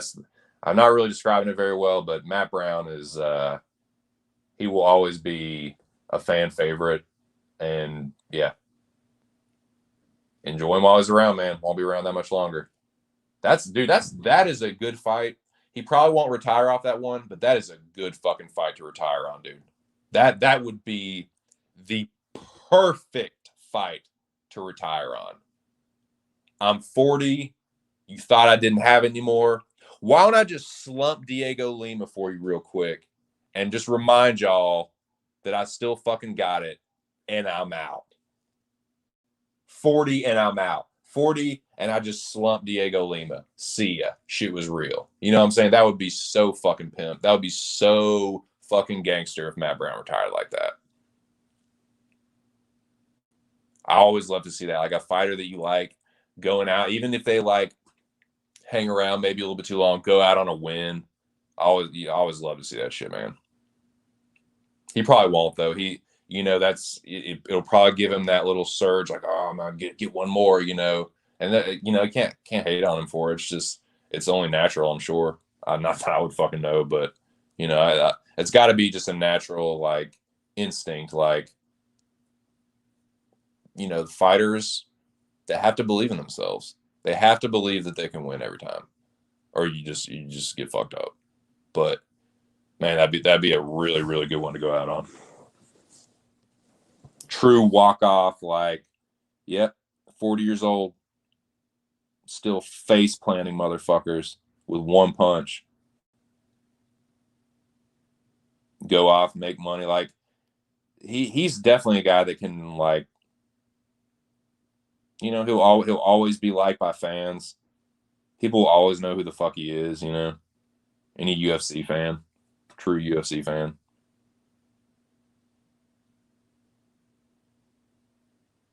The dude does not get in boring fights. Win or lose, Matt Brown will fucking bring it. I'm sure you could find one or two stinkers in there, but for the most part, man, Matt Brown's always gonna fucking bring it, like action fighter to the fullest. None chins. So yep. Lawn chair. Fold you right up, toss you on the floor, fold up, knock over. Nasty, nasty, filth nasty. That fucking elbow, just that fucking elbow over the top. He threw it. He threw it like someone throws like an overhand punch, or like someone throws a baseball, just like nasty. Diego fucking. Boom. It wasn't on the back of the head. It was like It was like above the ear. It was like right above the ear. Right above the ear, regardless. What's up, Jack? You're just in time, man. About to see this fucking. This Matt Brown, Davis. God, he did. He folded up like a lawn chair, dude. He went like his body folded in half, right at the fucking hips, like face to knees, folded. How's that for 40, bitch? It's fucking tight, bro. How's that for 40, bitch? Spitting all over the camera. Fuck your camera. That was tight, dude. That was tight. Not, yep. He just fucking head off the center line, overhand right as Lima was throwing. He waited. He timed that perfectly, dude. He knew Lima was about to throw, and he decided, like, as soon as this motherfucker moves a muscle, I am drilling him with this right hand. Like, as soon as he fucking blinks, I am cracking him with this thing. Nasty. Nasty.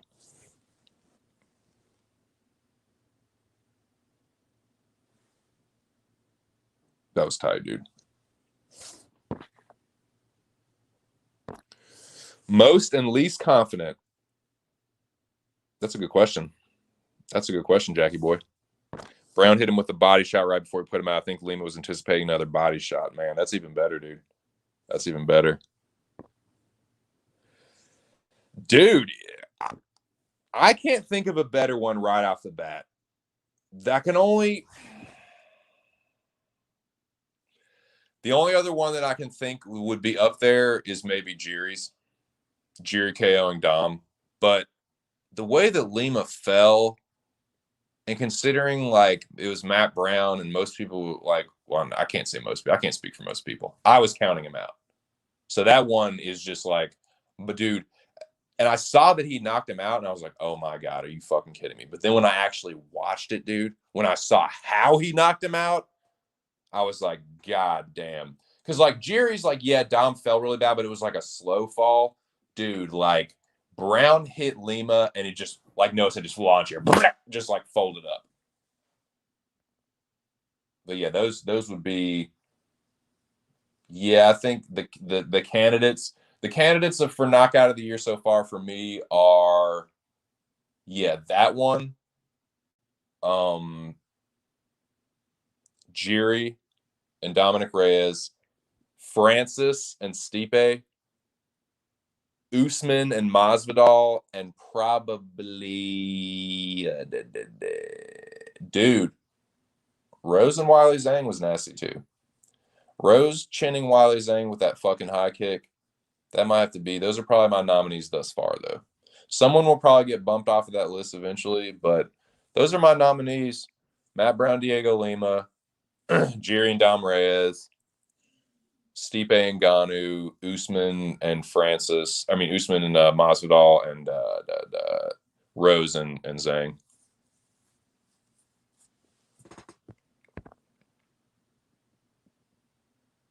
So, yeah, right. You know, like, yeah, well, that'll happen. That'll happen when you're Diego Lima and you have a Diego Lima chin, and like Matt Brown hits hard. Grant Dawson losing the whole fight and then blasting the dude. Oh, that was pretty cool too. That was a fucking Jerry. Yeah, that was the elbow is nasty. The elbow is fucking nasty. But yeah, I would put this one up there. I would put this this would be up there. My jaw was just like, oh my. I literally I couldn't even react. I was just like jaw open. Holy shit. One punched him. See ya. See ya. Wouldn't want to be or your brother if you're fighting Matt Brown. Holy shit.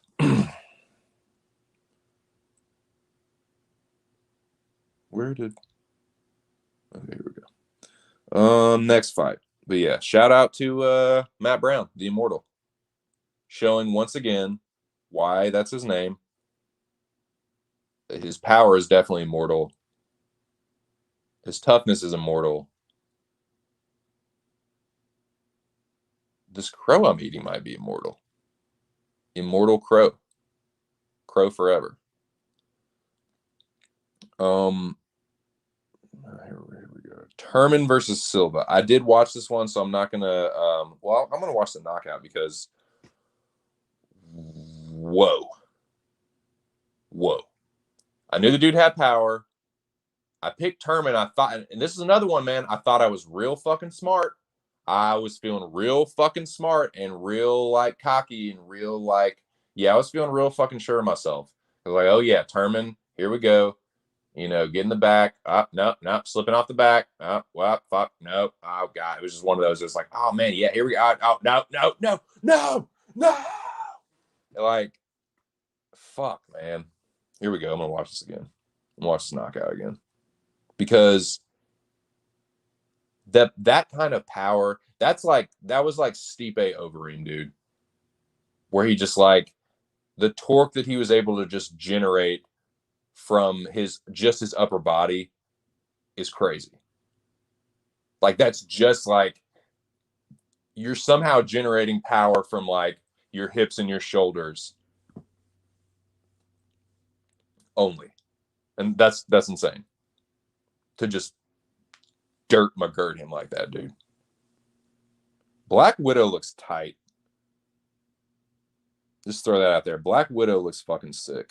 And I want to watch it. Taskmaster has always been one of my favorite Marvel villains. I think he has one of the fucking coolest powers ever. But yeah, Black Widow looks sick. I want to see it. But yeah, so yeah, this Turman Silva, man, holy shit! Shout out to the 6 people in the building, man. Shout out to you guys. Hope y'all are doing well. Just recapping here, doing a little recap. Here we go.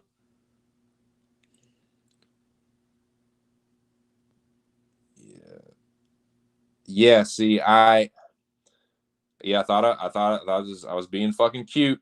Wellington Turman, no one's gonna see this coming. He's gonna out grapple him, and looked like he was doing well, but man, when Silva, when Turman ended up on bottom, I had a sinking feeling. I was like, God damn it, this is gonna end badly. Silva is on. He doesn't even look like he's swinging that hard, dude.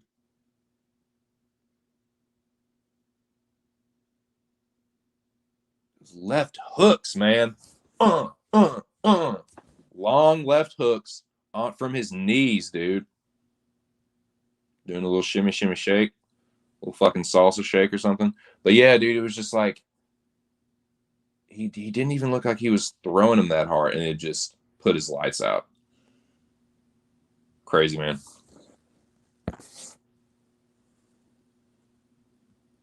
Yeah, I mean the Usman Jorge one was my personal favorite. You know, I'm an Usman standboy, so that was definitely a treat for me. But Jiri versus Dom was so devastating and awesome looking, and like Matt Brown KOing Lima was so awesome. Yeah, those are tight. Wellington Turman, when he gets knocked out, he goes out. Like there's something where his brain's just like, nah, we're going to sleep. We're going to sleep. We're going right the fuck to sleep, like completely. There's no like when Sanchez knocked him out and when Silva knocked him out just now, he goes completely unconscious. Something to note. Yeah, he fell off, man. Literally, like fell off the back and fell off in UFC. It's insane, like how you can generate that power just from your knees, because that's where your power comes from when you punch is like your feet and your hips. It's the kinetic chain from your feet to your hips. I mean, y'all know. But to be able to do that from your knees, dude, where you don't have that solid like base to generate power from, that's just natural heavy hands. Crazy, man. Yeah, Black Widow looks dude. But that was tight. So more crow for your boy. More crow for your boy. But thank God I did not have to eat crow here. Once I hit this fight here, it was nothing but winners, and it saved my night. So yeah, I will say that Nego Mariano versus Alexa Kamer saved my night. I will say that picking Nikolai saved my night because the rest of them I felt pretty damn good about. I was pretty damn sure about Choi, Cheeto, Spivak, and Zombie. I felt pretty damn good about all those. The rest of them, I was just and I felt good. You know, the ones I had to eat crow. Yeah, I felt pretty good about uh fuck. I felt pretty good about Diego Lima. I thought Matt Brown was done, so that one and also the Rick Glenn one. I kind of wrote Rick Glenn off. So that was probably the biggest crow I had to eat. But once I hit this fight, it was just smooth sailing. So I feel like going with my gut on with Nikolai and going with my instincts on chaos helped me too, because I almost let my bias get the best of me there. But yeah, I just want to go back and watch this knockout real quick. This fucking Sung Woo Choi knockout, dude. Sung Woo Choi has, and this is the knockout wasn't exactly how I thought it would go. I thought it would be like a counter 1-2, like a step back counter 1-2. But Choi's striking is really crisp, really sharp. He's heavy handed. Um, his losses are to like Mobsar, and I can't remember the other one, but it was a pretty good loss. Like he's a fucking good striker, man.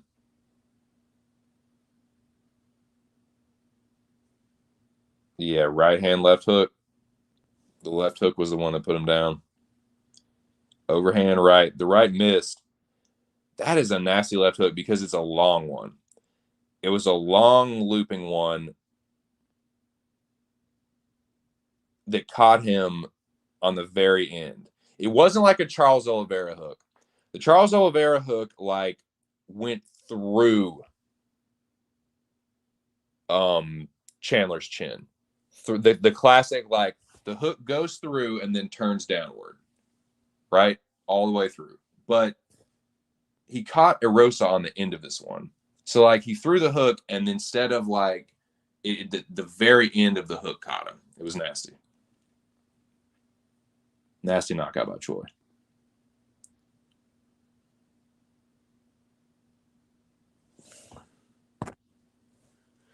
Yeah, it's like he's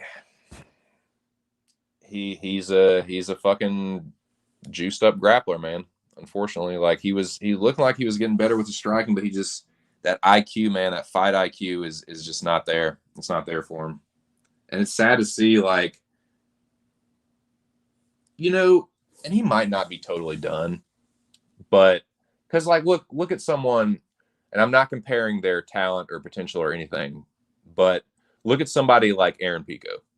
He's young. He's been dropped and slept badly a couple times, but he's come back and he's won some fights. So I'm not saying that Turman can't do that as well, but like Turman, like Sanchez and Bruno Silva, like they're not bad fighters, but if you are getting knocked unconscious by them, and like I said, Silva's going to knock a lot of people unconscious, but you're not going to make it. You're not going to make it in that weight. It's not going to happen.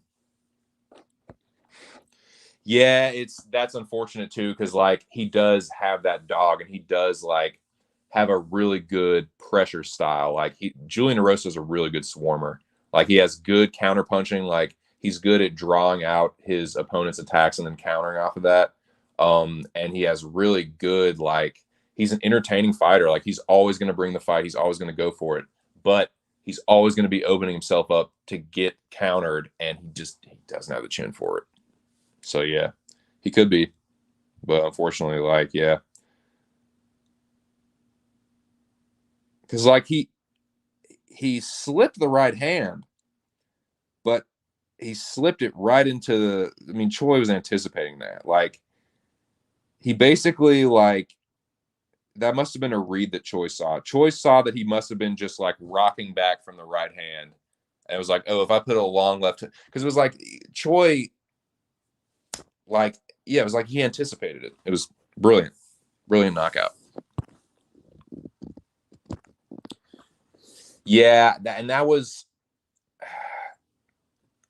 I've been fading Juicy J since back in the day. You know what I'm saying? Like, I've been known about Juicy J and his style. Yeah, he's entertaining, but eventually he's going to get slept. So it was a shock to me that he beat Woodson and Landwehr. But yeah, Woodson and Landwehr, like Woodson, yeah, he like, I am a little bit higher on Zalal than some people are, but that's a good win to me. Woodson is a decent prospect, but that was not a good look. Losing to Juicy J is not a good look. And that did not mean that Juicy J was back. I knew that fucking Juicy J wasn't back. So that one felt good. That one felt good because it's like, okay, you're not completely crazy, 2 cents. Like, you're crazy, but you're not that fucking crazy. You know what I'm saying? So that one was like, okay, that felt good. This was another one where I was like, okay, I'm not crazy. The world is actually, somewhat still livable. Chito Vera defeats Davy Grant by unanimous decision. Davy Grant is a tough son of a bitch. He is hard to fucking knock out, like really fucking hard. Chito Vera got close a couple times. Chito definitely hurt him a few times, but he is a just rough and tumble ass motherfucker. Shout out to Davy Grant for being a very entertaining fighter and really at 35 at 35-year-old bantamweight, fighting like he's a 25-year-old. You gotta love that shit, man. But yeah, it kind of went how I thought it would. Yeah, Chito's striking has definitely gotten better, and he is so nasty in that fucking tie clinch, dude. Chito is a nasty Muay Thai striker. His boxing is getting better with Parillo, but dude, his Muay Thai is nasty. And yeah, he got the better of Davy Grant in the grappling, and yeah, just kind of got the better of him in general. But considering that that's Chito Vera, like Davy Grant, like I definitely got to tip my hat to him, man. He is someone that, like, unlike Juicy J, like, I felt like Juicy J's wins were a little bit more fluky than Davy Grant's. Like, and I know some people disagree with that. They're like, "Oh, well, Martin Day sucks." And, yeah, Martin Day does suck. But Jonathan Martinez. Some people say, "Oh, he's a high job." Whatever. Maybe a little bit of a high job. But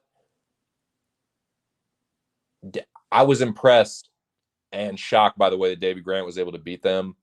Not so, like I said, not so much Martin Day, but Jonathan Martinez definitely. And hey, he fucking cracked Cheeto Vera, but I had a good feeling that with Cheeto's durability, he wouldn't get put away, and he certainly didn't. But that was a good fight, though, man. That was a really entertaining fight. Davy Grant always brings it. It's cool to see a guy like that, just kind of just like a regular dude, just like a regular 35-year-old family man, just swinging for the fucking fences and taking it to Cheeto. But yeah, Cheeto got his revenge. I thought he would, so I did not have to eat crow there. Shout out to both of them. Good fight. Damn good fight. Yeah, Woodson, he is like, I don't know. I don't even know, man. He's still a twiggy alien fuck, and he needs to fight at like 170.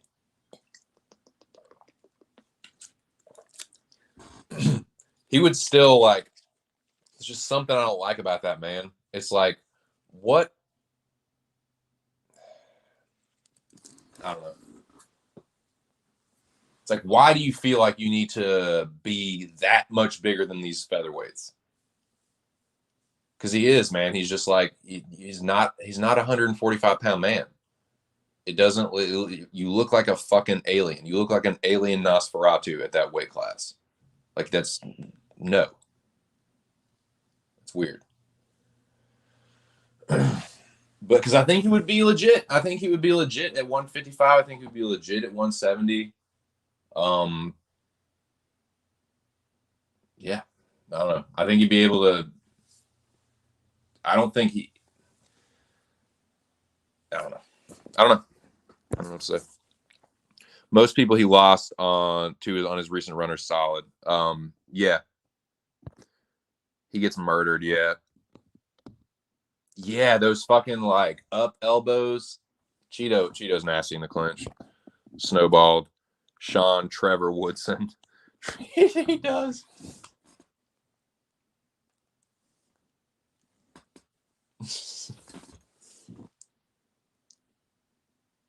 You understand that, Trevor? Yeah, man, we got your back, man.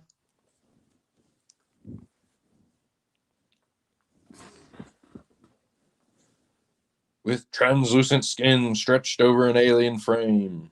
Trevor. Okay, well, next fight. Where are we at, boys? I'm rambling again. Shout out to you. Shout out to the 4 people. Good to see y'all on this Tuesday, man. Just talking some shit, recapping this fight that happened, these fights that happened. But yeah, that Sun Woo Choi Julian Erosa knockout was dope. Vera versus Grant. I'm not going to go back and rewatch that one. Nor will I go and watch Alexei Oleinik versus Sergey Spivak. But that didn't really go as like I thought it would, kind of in spots. But I don't get why Alexei Oleinik is still fighting. I don't get why. I don't understand it, man. Everyone's like, "Oh, he don't want to go to the ground. He don't want to go to the ground with Oleinik. Spivak don't want to go to the ground." No, when he takes him down, he's just going to smash his fucking face. And that's exactly what happened. Alexei will get back to his feet. Same thing again. Take him down, smash his fucking face.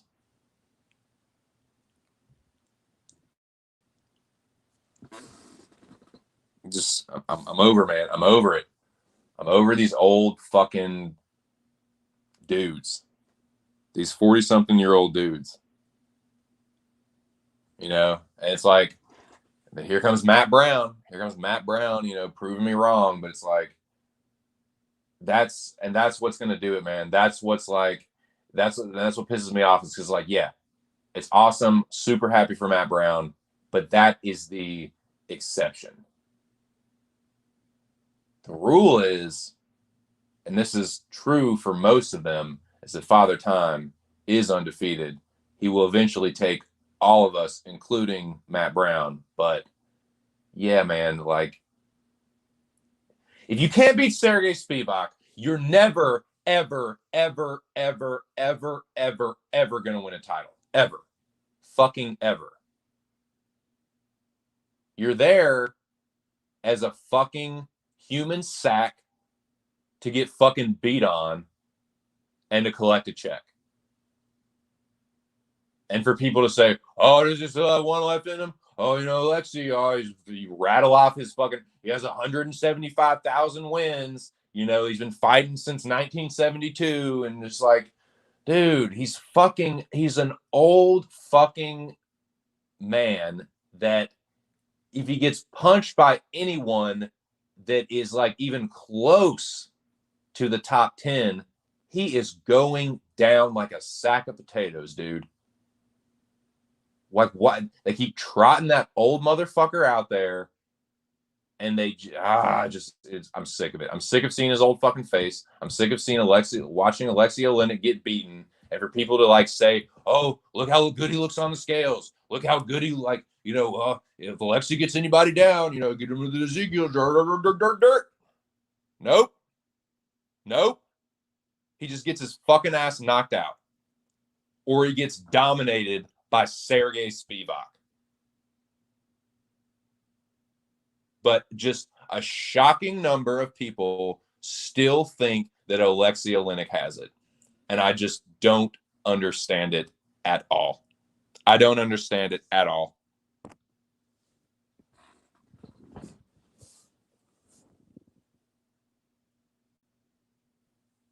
I'm sick of seeing his stupid fucking haircut and his old, stupid, smiling face just to have him get trotted out there and have the shit beaten out of him.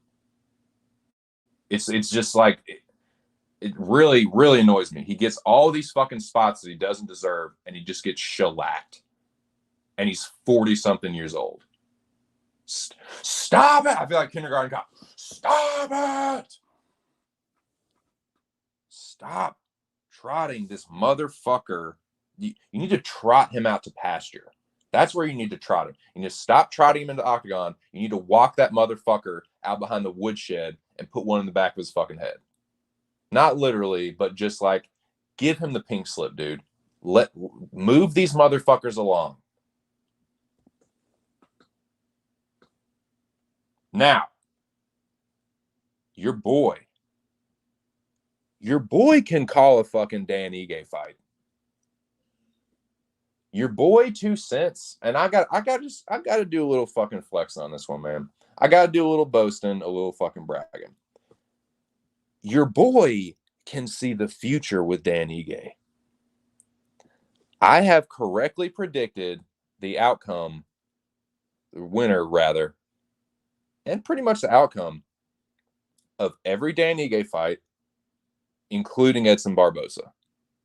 I know a lot of people think that Dan Ige lost that fight. I'm not going to sit here and argue with you about that. But I picked Dan Ige in that fight, and ever since then, I've gotten every single one right, win or lose. And it's been win with Barboza, loss, win, loss, win. Or no. Win, loss, win, loss.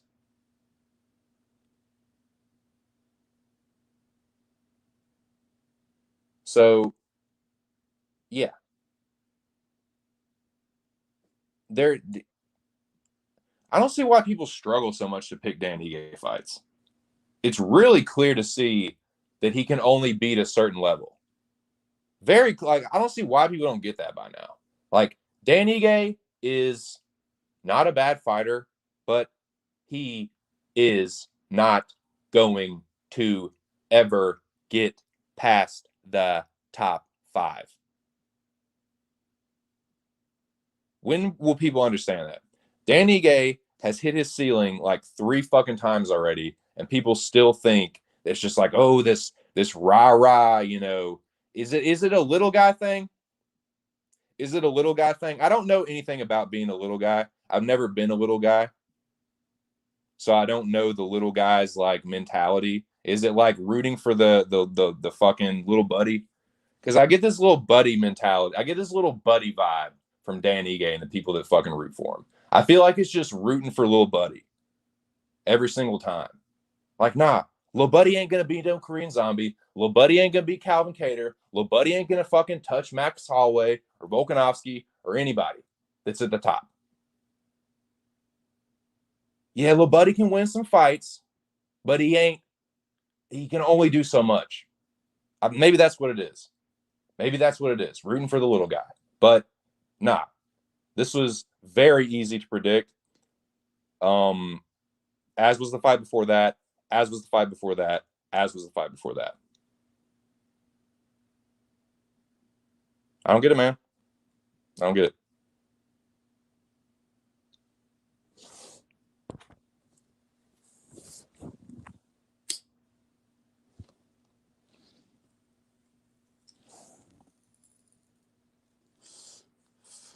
Heard some people saying he needs to go to 135.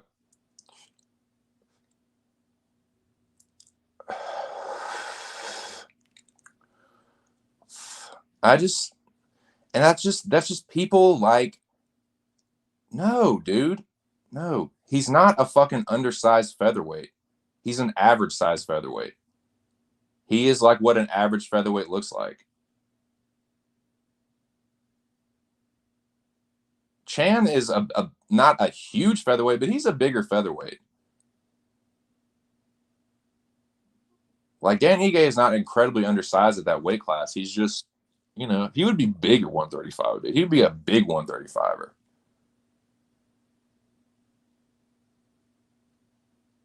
It's just, he's just not as good as y'all fucking thought he was. It doesn't mean that he did. Like, I can't stand when people do that. Like, a guy is not as good as they think they are, and they're like, oh, well, he just needs to go to a different weight class. If he was at this weight class, he would be fine. It's like, no, he's just not as fucking good as you thought, and you don't want to fucking admit it. The dude is just an average fucking fighter. He can beat guys, average UFC fighter, excuse me, not an average fighter. UFC fighters are better than average fighters, but he's an average UFC fighter. Unless you're like a hype job like Gavin Tucker, if you're in the top 10, like, you're probably going to beat Dan Ige. The dude doesn't really have any fucking good wins on his resume. He just has good losses.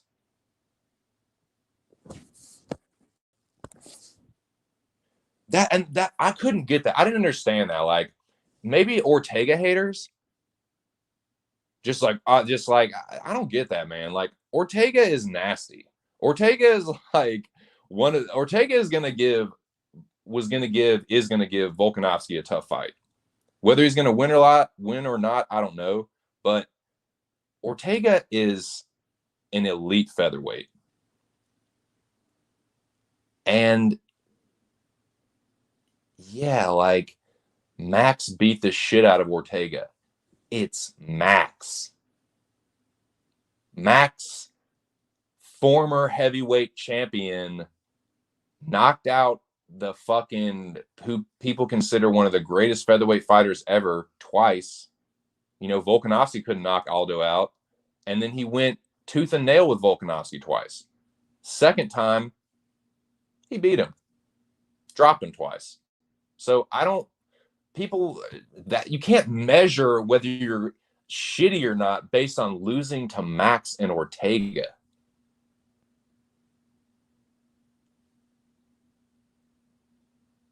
Like, the Calvin Kattar fight was all I needed to watch to know where Dan Ige is at. Because I know exactly where Calvin Kattar's at, too.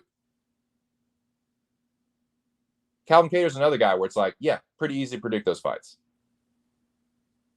As they get towards the top, yeah. And honestly, like, I do a better job of predicting these. The more well-known fighters, I do a better job of predicting those fights than the fighters that are less well-known. I'm not as good at that. I get crushed a lot on the prelims. And there's some main cards that I do pretty bad on, but you know, I went 4-1 on this main card, or what? No, I'm sorry, 4-2. There's 6 fights on the main card, but yeah, man, Dan Ige fights, Calvin Kattar fights, they're pretty easy to predict, dude. They're pretty like, if they're fighting an elite heavyweight, they're gonna lose, or featherweight, they're gonna lose. If they're fighting some fucking like hype job up and comer, they're probably gonna kick the shit out of them.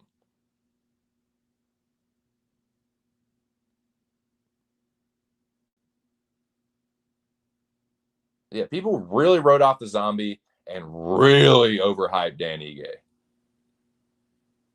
Like I said, I think it's the little buddy mentality. It's the little, oh, the underdog, he can get it done. Yeah, go Dan. No, I don't think so.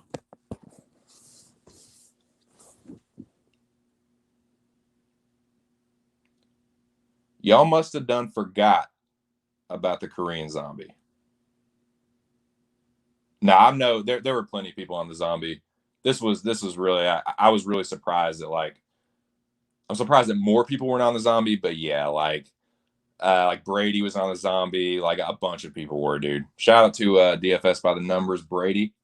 But yeah, man, I didn't see why that one was so hard. Some of the other fights were fucking difficult. Some of the other fights were really difficult. That was not a very difficult one to predict.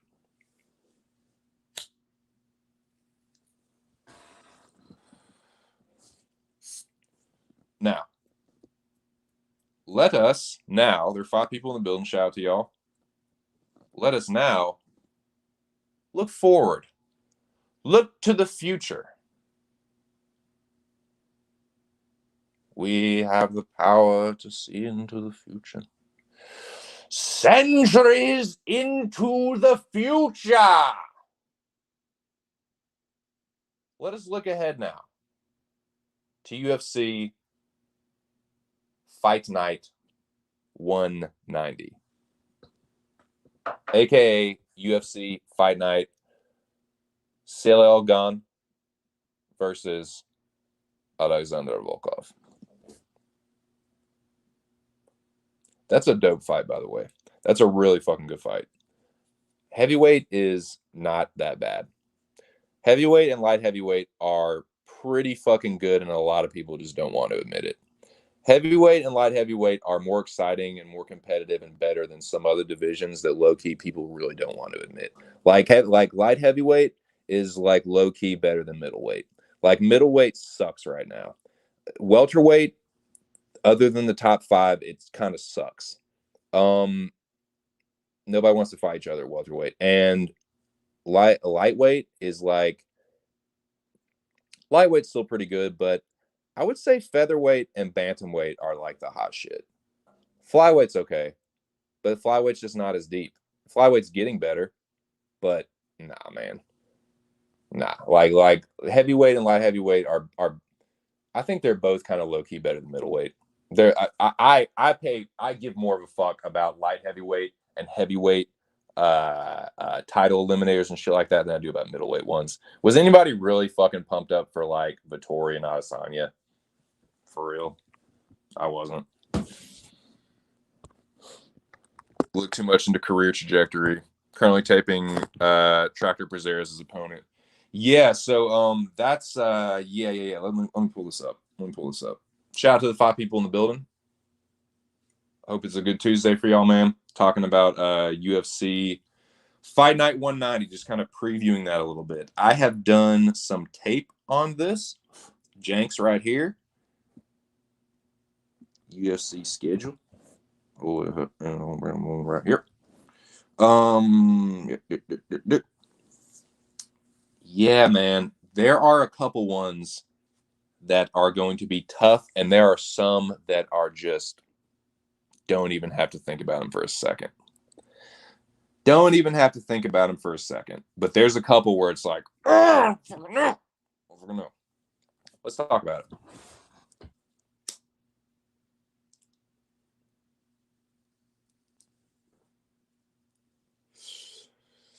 The more I think about this one, the more I'm leaning towards one side, but This is one you look at immediately, and like when I first saw this matchup, I didn't know how I felt about it. Yancy Medeiros and Damir Hadzovic.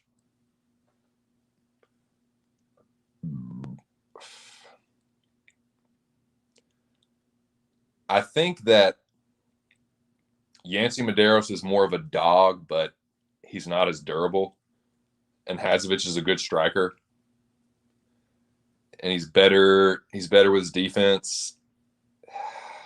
I don't know. I like Yancy a lot, and I want to pick Yancy, but I'm kind of like leaning towards Damir. Leaning more and more towards Damir Hadzovic the more I think about it, the more I watch. Just the things that usually give Damir Hadzovic problems, he's not going to have to worry about with Yancy. It's going to be like a stand-up fight. And I kind of lean towards Hadzovic with Yancy's chin. So yeah, that's one where it's like, yeah, I don't know, man. Shavkat looks good on tape, but untested. It'll be a better Tuesday once I get re-upped. Ain't that the fucking truth? Ain't that the God's honest truth, Jackie boy? Yeah, best of luck to you on that endeavor, my friend. Godspeed. Sending good vibes, and yes, let that happen for Jackie boy. What was I gonna say? So yeah, Rosa and James. Charles Rosa should win that fight.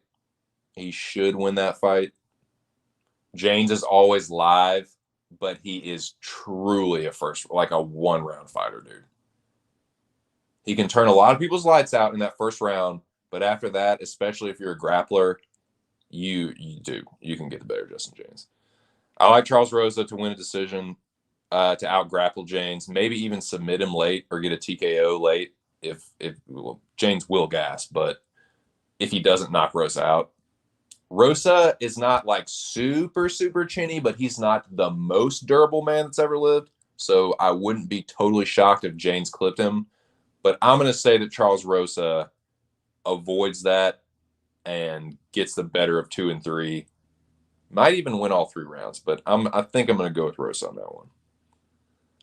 The one that I'm struggling with the most, the one that I'm really, and it pisses me off because this fight fucking sucks and these guys aren't very good, and I'm really just I'm not happy about having to fucking tape it or think about it, and the fact that I'm struggling with it pisses me off even fucking more. Can you take a wild guess which fucking sorry-ass fight I'm talking about? Can you take a wild guess? It's a bum bash. It's one of those, which one do I fade more? I'm sure y'all know who I'm talking about.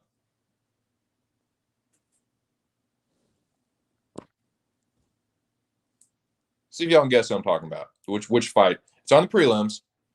It's a bum bash, and I just don't know which one of these guys sucks more.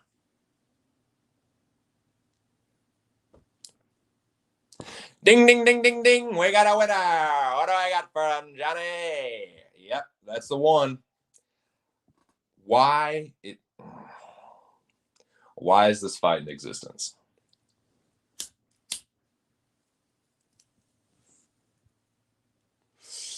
Why do I feel obligated to pick a winner? I'm going to. Not right now.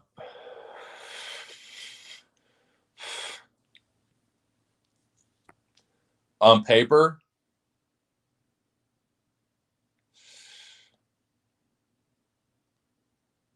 it's about the most bashiest of bum bashes. If it wasn't for Prachnio's chin, I would pick him pretty easily.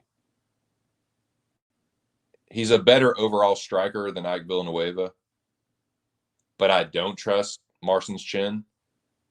I don't trust his fight IQ. I think that people are like, oh, maybe Prachnio's better than we thought he was because he beat Khalil Roundtree. No, Khalil Roundtree is... People were overhyping him for the Eric Anders fight. Khalil Roundtree is another guy that, like, looks really good in the first round, and then he gasses out. And he's just, I think that Ike Villanueva will press the action more. There's a chance he could get knocked out. Ike Villanueva has been stopped 5 times himself. And although I think a couple of them were at heavyweight, he's been head kicked before too. So, and Prachnio does have a good head kick. He studied Kyokushin Kaikan Karate Do, and Kyokushin is a descendant style from Shotokan, but it focuses more on kicks. And Prachnio does have a really good Moashigiri roundhouse kick. He could head kick Ike Villanueva. And there's a good chance on the other side that Ike Villanueva could force Prachnio up against the fence, force him into an exchange, and just knock him the fuck out. Prachnio has terrible durability. I'm not buying that he's something that we thought he wasn't because of the Khalil Roundtree performance. I'm not sold on him now. That was more of a disappointment from Roundtree, and that he's not as good as some people were hoping he was going to be. I think that's more what that is, personally. I really want to pick Ike. I don't know if I'm going to, because I could see Prachnio more or less doing the same thing he did with Roundtree to Ike. Because Villanueva won't throw the leg kicks like Roundtree did.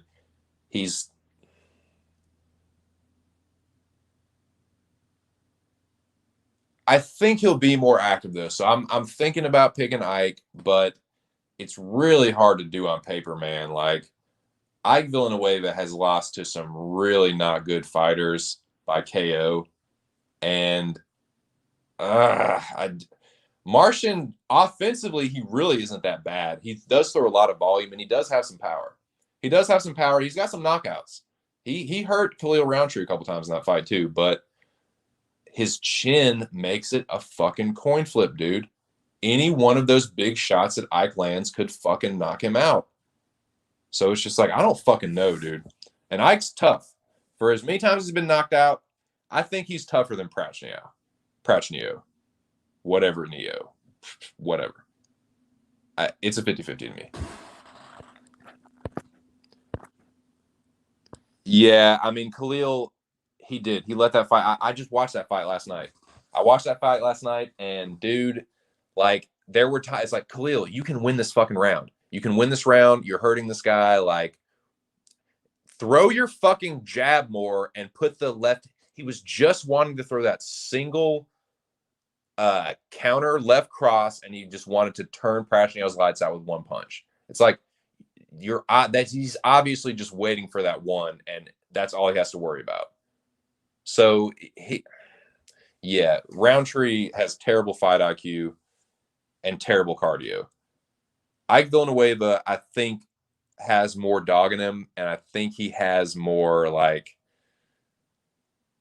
he's going to be more aggressive. Yeah. Probably beyond Rachmanov because of the decent grappling and huge reach advantage. Ike actually hates all the shots. He ate all the shots. Yeah. Yep. Yeah, that's the thing, dude. That's why this fucking fight is pissing me off. Because no, he's not trustworthy. He's lost to really bad fighters. Prachnio offensively, he could knock Ike Villanueva out. But I feel like I'm gonna fucking pick Ike again. God damn it. Probably gonna end up picking Ike again, but I don't know, man. I don't know. I thought I was gonna do that with Simmelsberger. I thought I was gonna end up just picking Simmelsberger. Not for the same reason, mind you, but I thought I was gonna do that. Like, Chaos is probably gonna win, but I don't know who's gonna win that fight, but I don't feel good picking either guy. I feel like if I pick either, it's one of those fights, I feel like picking either guy, I'm gonna be wrong. Warlley Alves, Jeremiah Wells. Probably going with Warlley Alves. I'm taking Shavkat. This is another one. I'm dialing it in. I could probably be wrong. It could be another hype job exposed, but I'm going with Shavkat. I'm going with the grappling. I'm going with uh the youth advantage.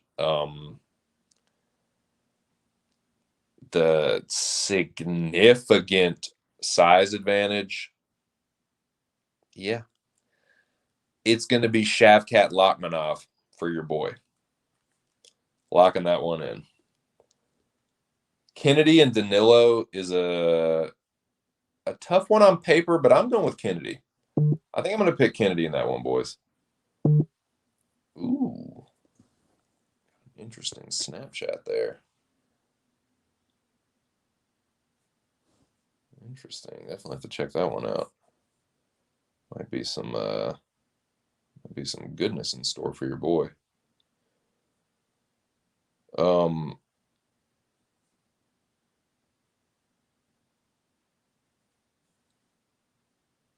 in love with Mary Jane. She's my main thing. She makes me feel all right. She made my heart sing. Moicano and Jai Herbert, that is another one. Moicano and Jai Herbert is the slightly better version of Villanueva and Prashniow, where they're both kind of fadeable. I'm really, really, really sketched out about picking Hanato Moicano, but I'm probably going to do it. I probably just am going to pick him.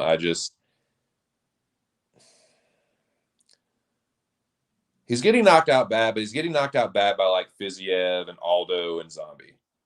That's not Jai Herbert, man. Like Jai Herbert is not as good a striker as Javier Fiziev. He's just not. He's not.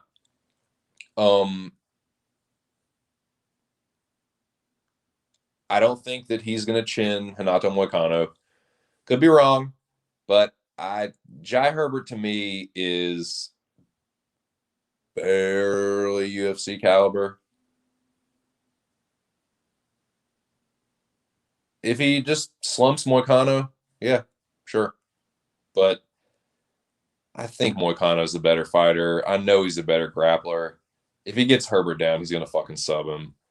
I like Hanato Moicano. I'm very sketched out about his durability, but I don't know. I don't know if Herbert is the guy to take advantage of that, really. I mean, he does have a big height and reach advantage, but I think Moicano is going to be keen to just take this motherfucker to the floor. I think he's just going to be like, "Yep, this guy's bigger than me. He's going down," and that's what I'm counting on. I'm gonna take Moicano. Yeah. A couple of the other ones I'm still taping. Tim Means and Dalby is one I'm still taping. I'm kind of leaning Tim Means, but I'm taping that one still. Uh, Feely, I got Feely, man. I got Feely over Pineda. I think Feely might actually stop Pineda. But yeah, and let's see what you guys say in the comments here. Shafkat has like 10-inch reach, 10-inch. Watched a ton of tape on Tractor for this. Oh, on Shafkat, the Shafkat fight. Yeah. Hey, a lot of people are gonna dial it in with Shafkat. I'm dialing it in myself. I've not watched a ton of tape on the dude. I've seen a couple highlight videos, and yeah, I'm dialing it in. I eat crow a lot on these, but sometimes I get them right too. And yeah, I don't think Proceres is gonna get it done. Let's see. Michelle Proceres.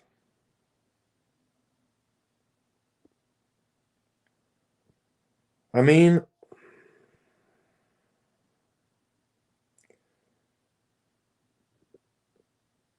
he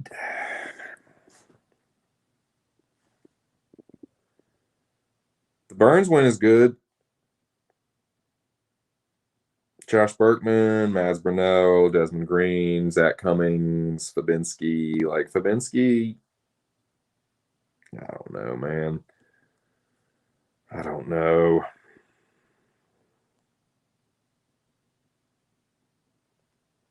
Yeah, coming off the suspension. Yeah, I gotta go with Shavkat. I'm gonna go with Shavkat. I tell you what, though, if he upsets him, it's actually really tough. Never been knocked out, and a Brazil SWAT guy. Oh, Brazeris. Yeah. Pit Pineda and Feely's a badass fight. Yeah, see, Pineda's a guy that like he'll fucking go for it. He'll gas out, but he'll kind of push the race car in the red. Um, but yeah, that'll be a good one. That'll be a good one. But I got Feely.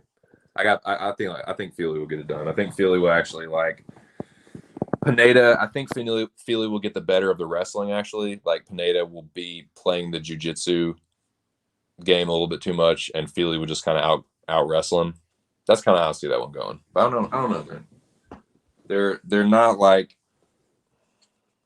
It gave me pause like when I saw it. I was like, Pineda, he's a fucking good grappler. Like, I don't think Feely's gonna get subbed by him, and I think that Feely will get the better of it on the feet.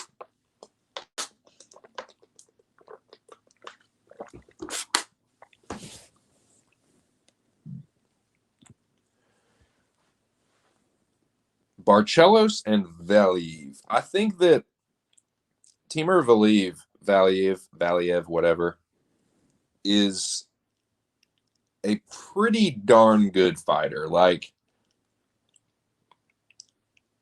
does he have any like really amazing wins? No. He beat fucking Martin Day. And got knocked out by Trevin Jones.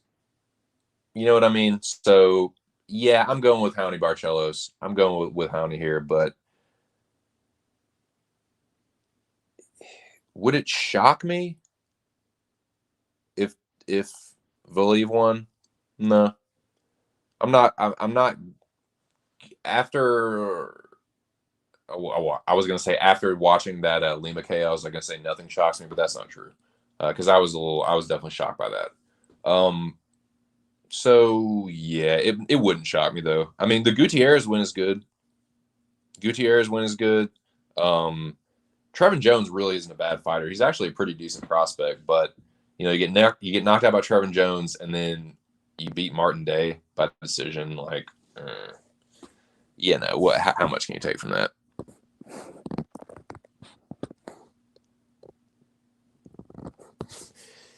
Yeah, yeah, for sure. And I think that Barcelos is kind of just, I don't know, man. He's just kind of fucking good everywhere.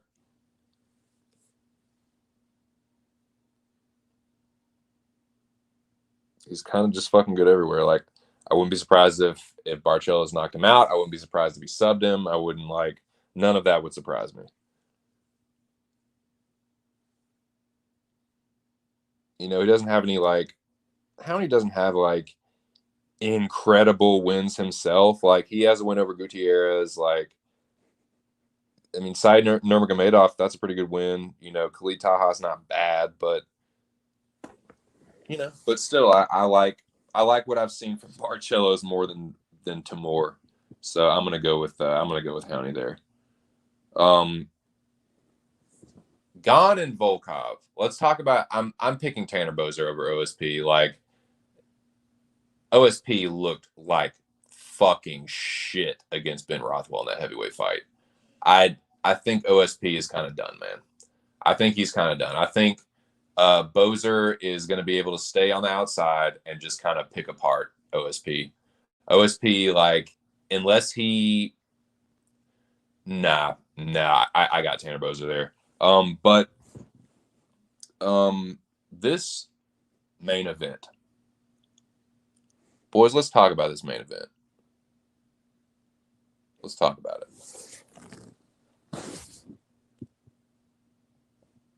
I'm gonna deep dive into this motherfucker. As much as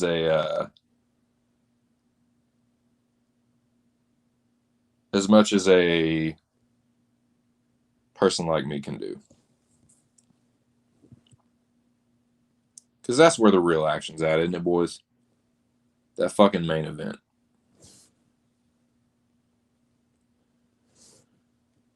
This could end up being a really fucking boring fight. Or it could end up being a banger. Or it could end up being a sort of like medium entertainment. But it could end up being boring, man.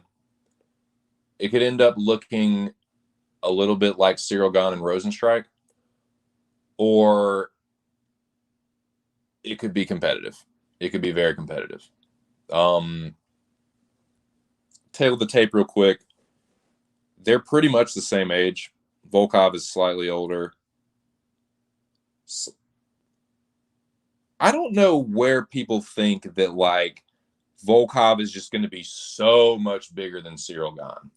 He's going to be a couple inches taller. Ciryl Gane has a longer reach and fights way longer than Volkov does. So yeah, they're gonna be about the same size. Ciryl Gane is a fucking big dude. It says he weighs 245. He was a solid 250 at that last weigh-in, if I'm not mistaken. Solid 250. So yeah, I think they're about the same. Volkov's a little bit taller, but they're about the same size-wise. I mean, I don't think anyone that's been paying attention to me or my channel knows that I'm a believer in Ciryl Gane. I am a fan of Ciryl Gane. I am going to be picking Ciryl Gane to win this fight. But I want to hear from the Volkov backers.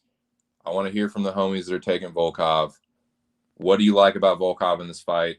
How do you see it going? Let's just talk about this fight because there's definitely a path to victory for Volkov. There's a path to victory for both guys. I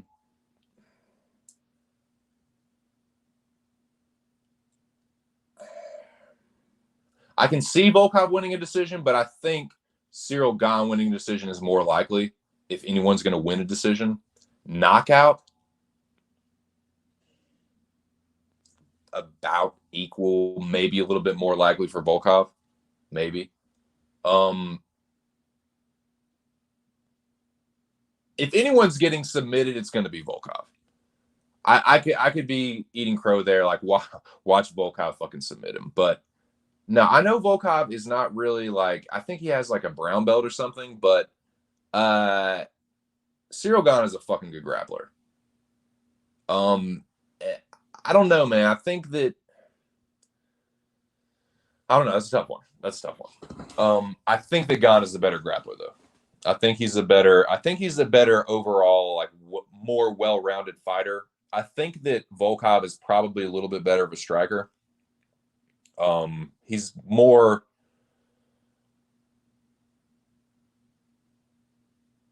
I would say he has more weapons. He has more weapons. He uses more weapons than Ciryl Gane does.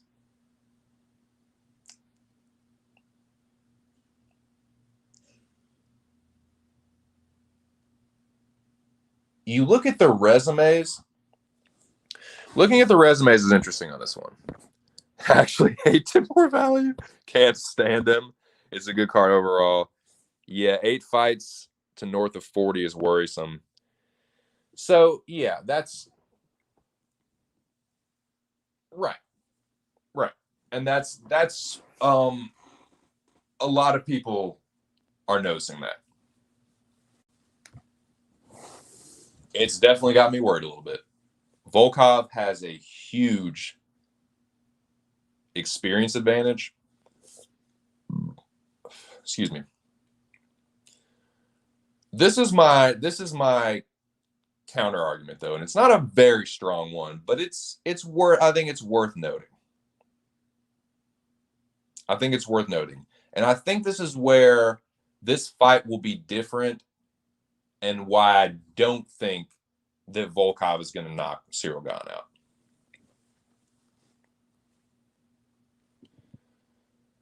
Alexander Volkov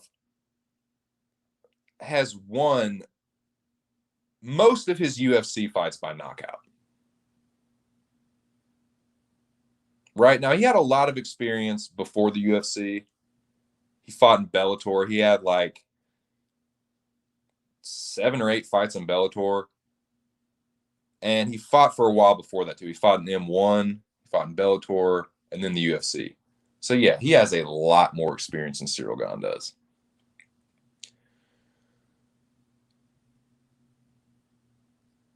In the UFC, though, let's just look at his UFC tenure. Most of his fights in the UFC, he's won by knockout. I think. 1, 2. Yeah. Who's he knocking out?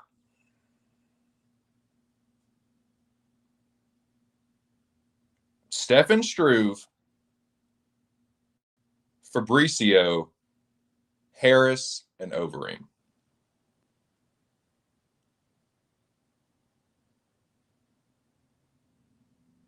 Fabricio, Struve, Harris, Overeem.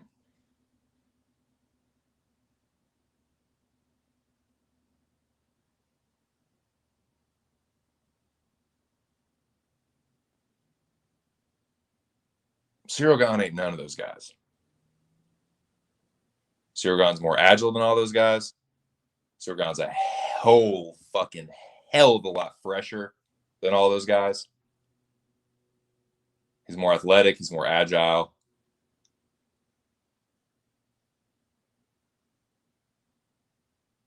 Harris is past it. He's done. A little bit of a quitter, honestly.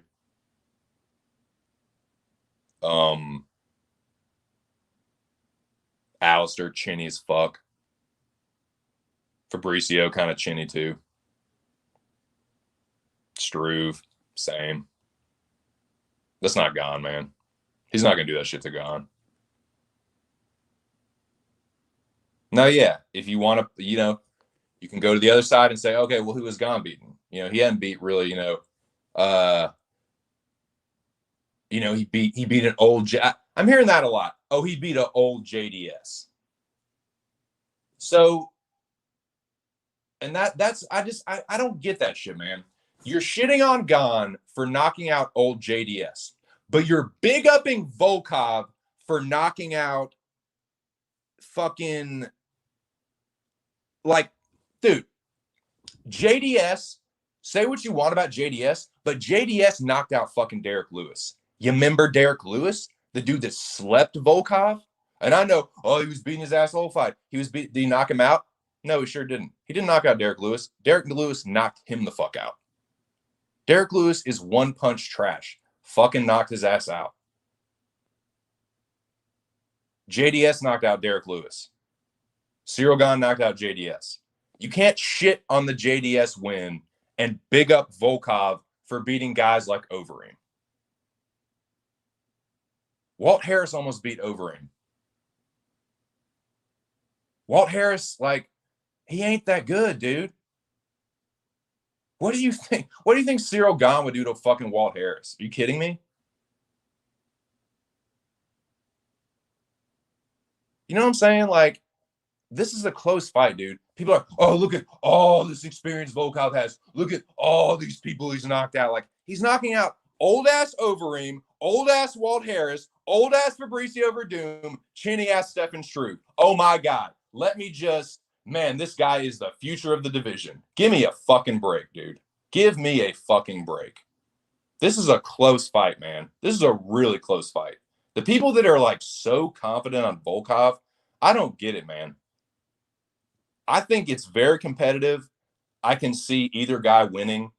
Even being a fan of Ciryl Gane, I'm not Ciryl Gane is going to run. No, I think it's going to be a close fight. I don't think anybody's going to dominate. I think it's going to be a close fight. I don't really see anyone getting finished. I'm predicting Ciryl Gane to win a close decision. I'm predicting him to win a close, maybe even split decision, but I see him getting the better of the striking exchanges overall because Volkov is going to be looking for Cyril Gane. He's not going to be able to like I said, Gane is way more active than any of the guys. Like athletically agile. Like he's way more agile than fucking Stefan Struve and Verdum and Overeem. 40-year-old Overeem. You think that's like you think Cyril Gane is gonna be like that? Nah, dude. Nah. Like, nah. Cyril Gane he has way more of an upside. He's younger. He's fresher. I think he's the future, man.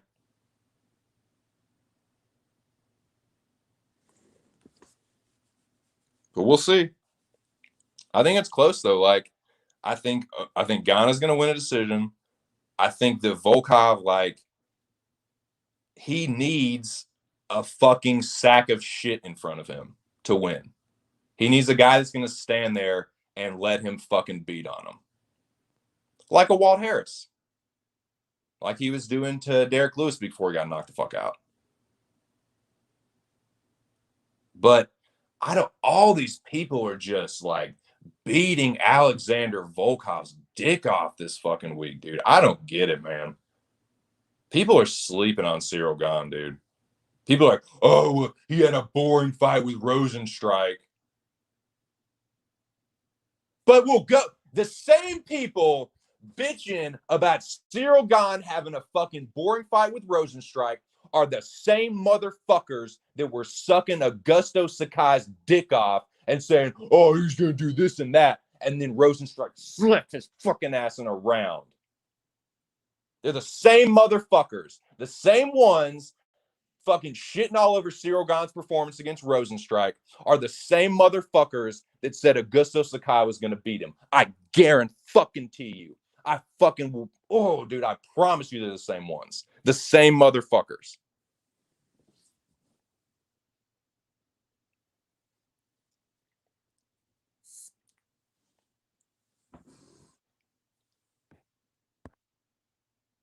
I think it's going to be close, dude. I think it's going to be really fucking close.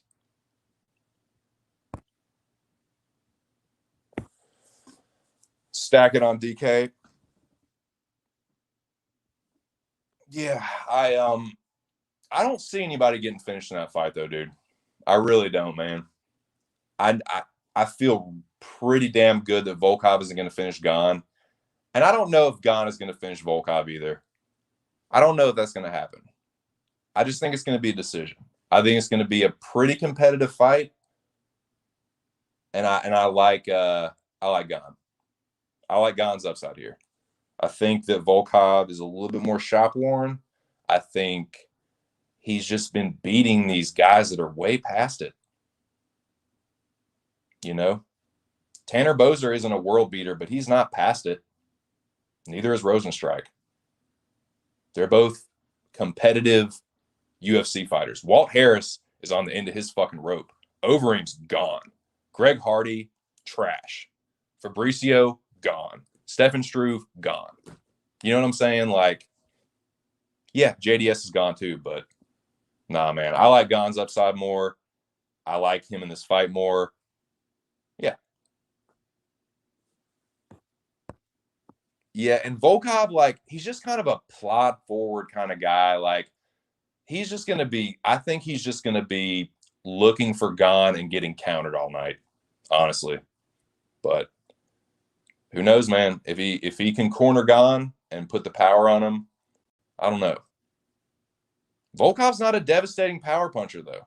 He's really not. He's a volume accumulation kind of guy.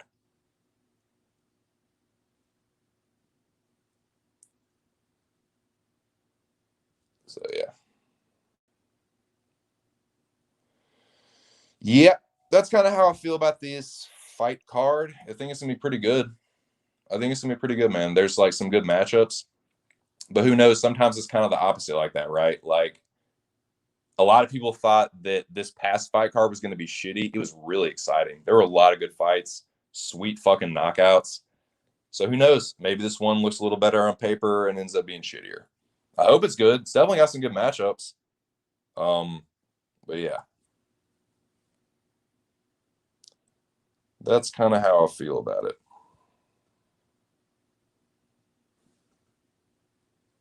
But definitely, I don't know. I don't know how much more tape I'm going to do. I have my mind made up for the most part. I'm still going to tape a little bit of Prachnio and Ike Villanueva. I can't believe I'm saying that. But yeah, dude. And I might tape Means Dalby more, even though I'm leaning to Means. But yeah, I think Gon Volkov is going to tell us a lot about the winner of that fight because neither of these guys, both Volkov and Gon, are legit contenders. This is going to be the who is actually ready to fight for the title right now.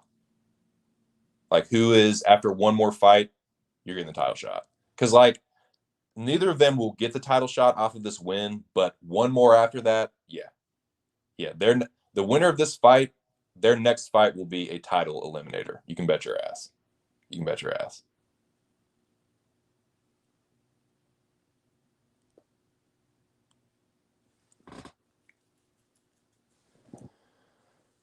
So yeah, what y'all think?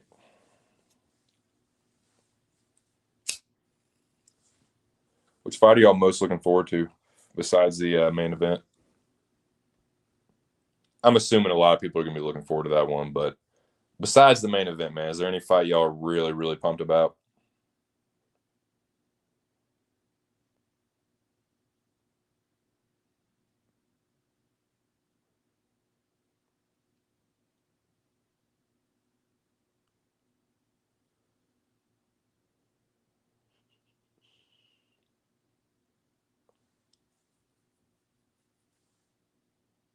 I'm actually I'm actually looking forward to the Yancy Medeiros Demir Hadzovic fight.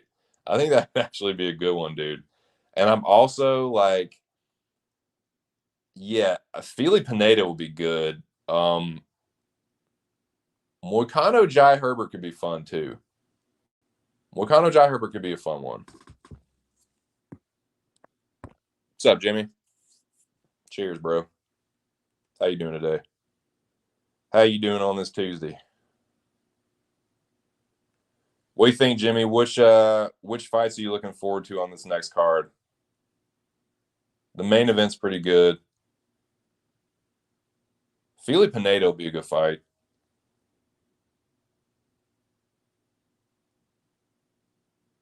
Means Dalby could potentially be good, or that could be like, I don't know, man. Depends on how Dalby approaches it. Yeah, that's gonna be a good one, dude. That's gonna be a fucking good one.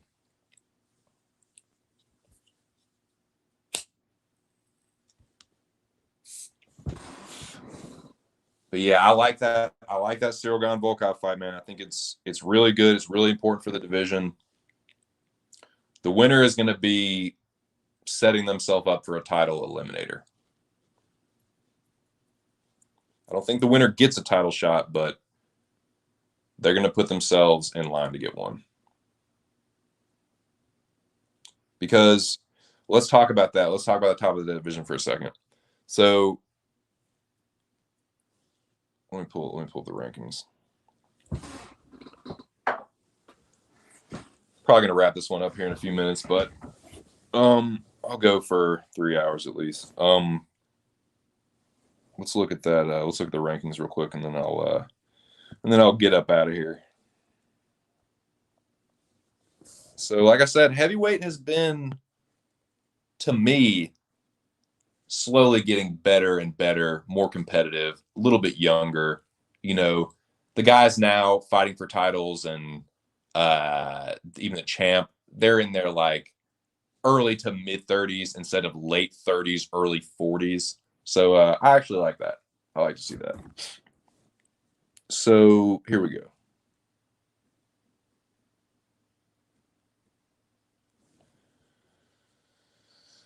'15, we got Pavlovich, then Spivak, Ivanov, Aspinall, Harris, and Dawkins. So that's the 15 to 10.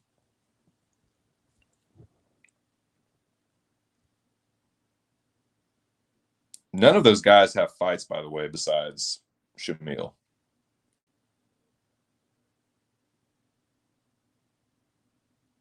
Interested to see who they give Tybura next. Because everyone is either booked or they just lost a fight or won a fight. Because, like, if you look at the top 10, it's like Dawkins, Sakai, Tybura, Shamil, Rosenstrike, Volkov, Blades, Gane, Lewis, Stipe, Francis.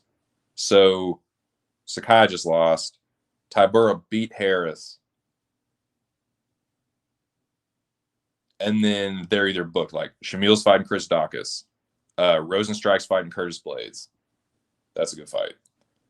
Volkov versus Gane. You know, and then you basically just got, it looks like it's going to be Lewis, right? It looks like it's going to be Lewis versus Francis. It looks like we're getting that rematch. Jimmy likes Volkov. Noah says, File, I think school's Pineda, but we all know I'm not the person to tail. Well, you're not the only one. I'm definitely not the person to tail either. But Gane is used to being the bigger guy and bullying his opponents, not this time. See, I'm saying on the other side, my counter argument is, unlike the guys that Volkov's been knocking out, Ciryl Gane is not like old and shop worn and slow and chinny. But yeah, no, Volkov has way more experience and yeah, way more fights. I think it's gonna be a close fight. I don't think anybody is gonna just like run away with it. I see Gane winning a close decision. I think it might actually even be a split. But it's like, if you look at the guys that Volkov is beating by decision, it's like Roy Nelson and Timothy Johnson. Like, nah, I think Gane is better than those guys. I don't think Volkov is going to knock him out in a decision. I like Gane, but that's a close one, man. I can see Volkov winning it. I'm going to go with Gane though. And I'm a fan of Ciryl too, and I still think it's like, at the best is like 60-40 in my mind. But it's a good fight. It's an important one. And it's like, yeah, so look at that top 5. Volkov, Blades, Gane, Lewis, Stipe.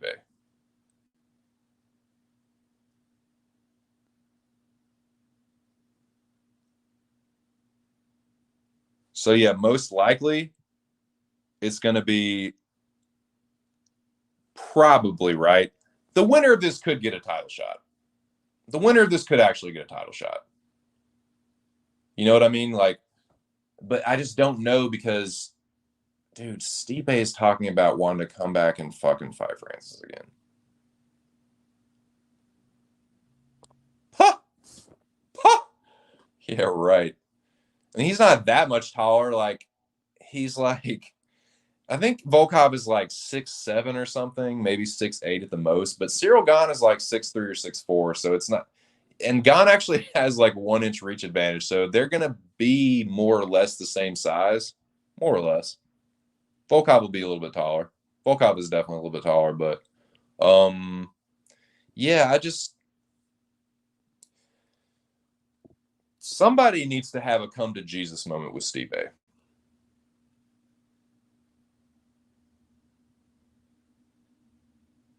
For real. Because if you're Stipe Miocic, you're probably not going to fight down the rankings, right? You're probably not going to take like a fucking. I mean, you really think Stipe is going to take like a fucking the winner of Walt Harris and Marcin Tybura? You think he's going to take the winner of Ciryl Gane and Alexander Volkov? Fuck no. He'll probably only take the Francis fight. Only take the Francis trilogy. You know what I mean? And he's going to get fucking knocked out again. I don't want to see that happen. Someone needs to have an intervention with Stipe and just tell him to fucking retire.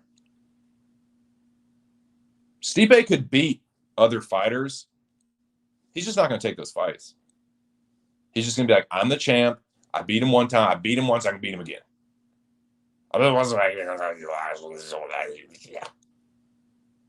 Sounds something more like that. But,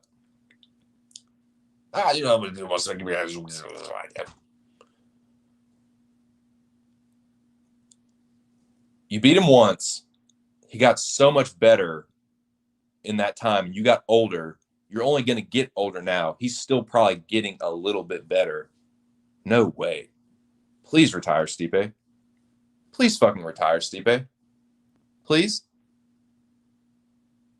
He's never been my favorite fighter, but I definitely have a lot of respect for him as a champion. I definitely don't want to see him get murderously slept again. That's what's probably going to happen. Stipe, Weidman too, dude. What the fuck is this shit with Weidman talking about he's going to come back and fight? Dude, some of these guys, man.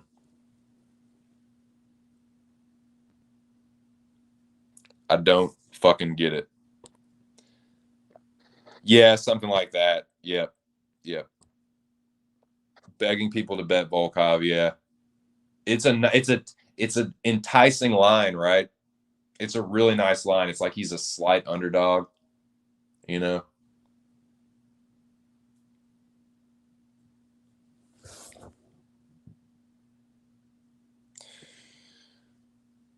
Yeah, that's the thing. Okay, so if Stipe comes back and he forces the trilogy, then you're probably going to be looking at more like a little round robin tournament, like the winner of Gane and Volkov fights the winner of Blades and Rosenstrike, and the winner of that gets the next one. Probably right. If someone talks sense into Stipe and he retires, then there's a good chance that the winner of this fight could get the next title shot. Because Derek Lewis is going to get the next title shot, most likely. So Lewis is already kind of out of the picture. Now, if Derek Lewis is to somehow beat Francis Ngannou, then we'll be talking about a whole nother can of worms. That'll flip the apple cart over. I don't see that happening. I think Francis gets his revenge on Lewis just like he got his revenge on Stipe.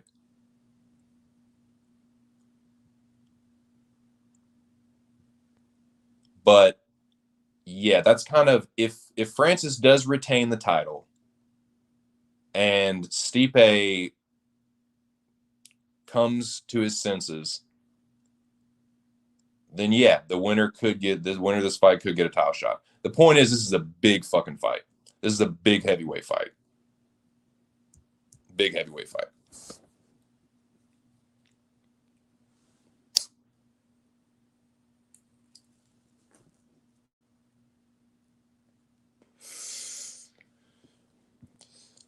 I tell you what.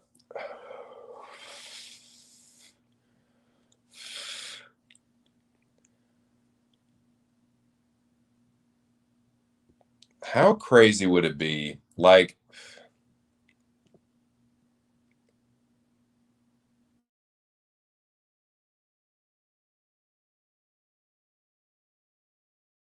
Shit, somebody's calling me.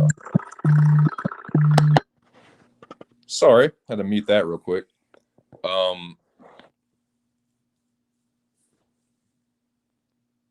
But actually, I think that was probably my dentist's office calling about my appointment. Got to get my teeth worked on again. Been getting some dental work done, and it has not been fun for anyone under the sun. No, it's good. It hasn't been fun, but it definitely needs to get did. So, but yeah, back to the rankings and this sort of heavyweight title picture. I think that's kind of where we're at with it. Either Stipe, they continue to let Stipe just live out this delusion that he's going to beat Francis again, and he goes and gets knocked out, or, you know, it's going to be Lewis. And it looks like it's going to be Lewis anyway. Yeah, voicemail. That's definitely my dentist. So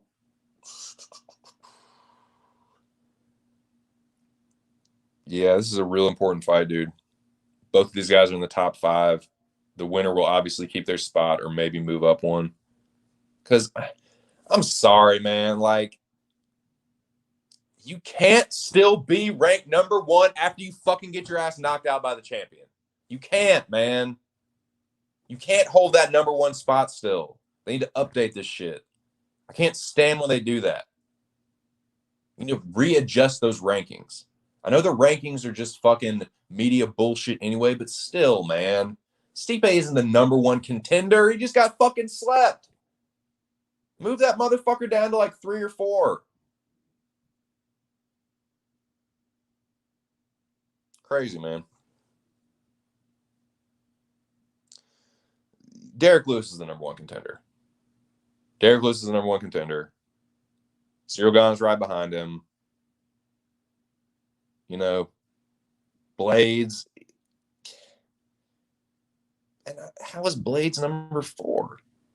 I don't get it. I don't get it. Volkov can maybe angle for a title eliminator, but I don't see Gane being in a title picture unless he stops Volkov. Fair enough. Stipe, they need to. They really do. Please, just someone, someone needs to speak to that man. Please. Yes, seriously, dude. Seriously.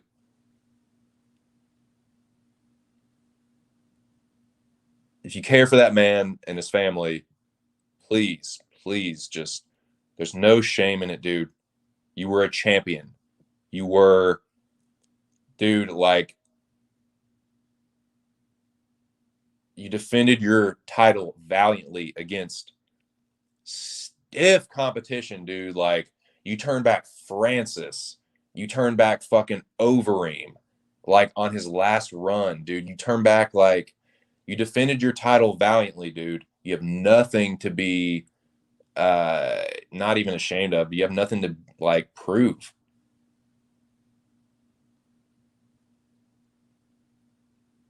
I don't know. I don't get what he still has to. It just seems like it's just pride at this point, just pride and, like, I know I can get it back. Like, you already beat him, man. Just, you're 1-1 with Francis. You can ride off into the sunset with that, man. Not a lot of people can say that. Well, yeah. See, it's John's never fighting again.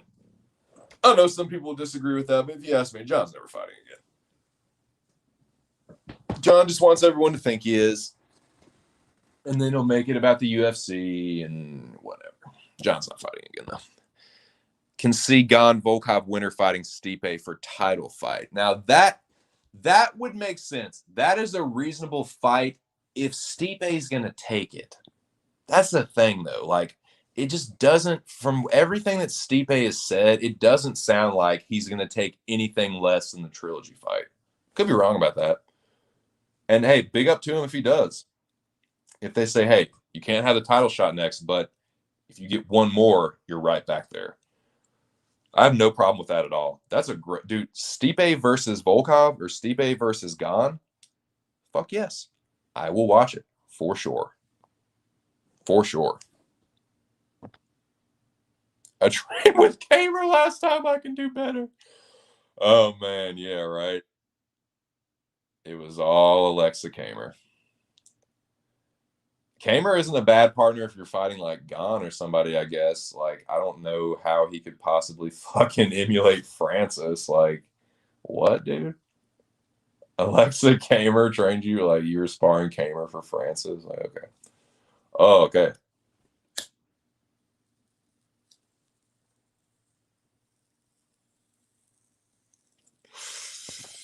You like that?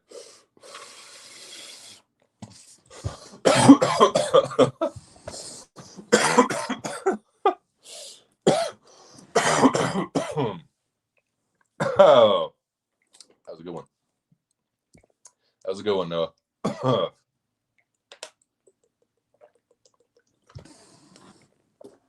Ah, damn. So yeah, what else is good? What else is new? What else is on and popping?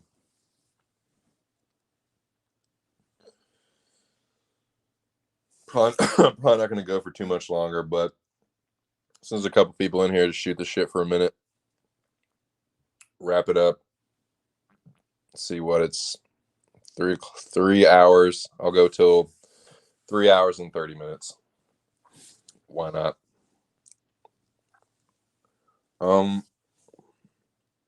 Any other UFC related topics? Any announced fights y'all want to talk about?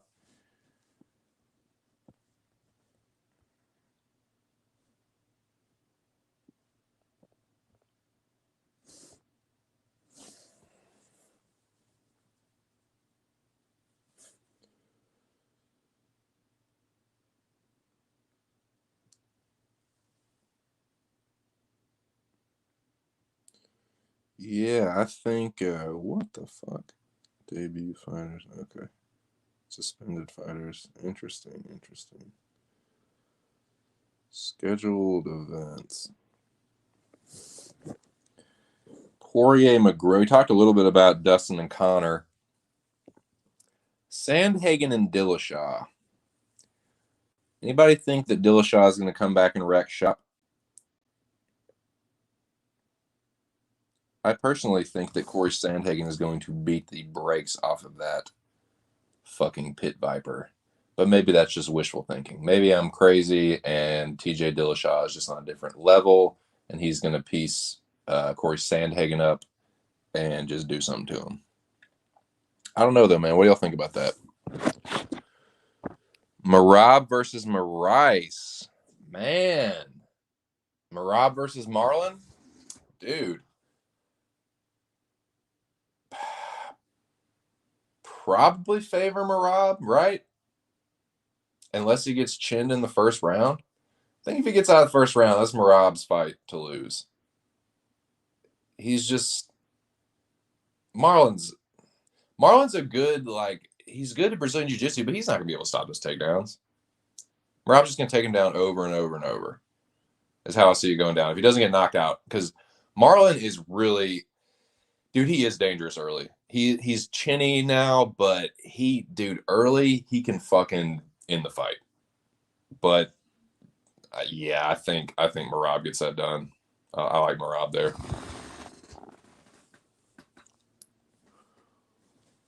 That's, dude, Hall versus Strickland is a headliner.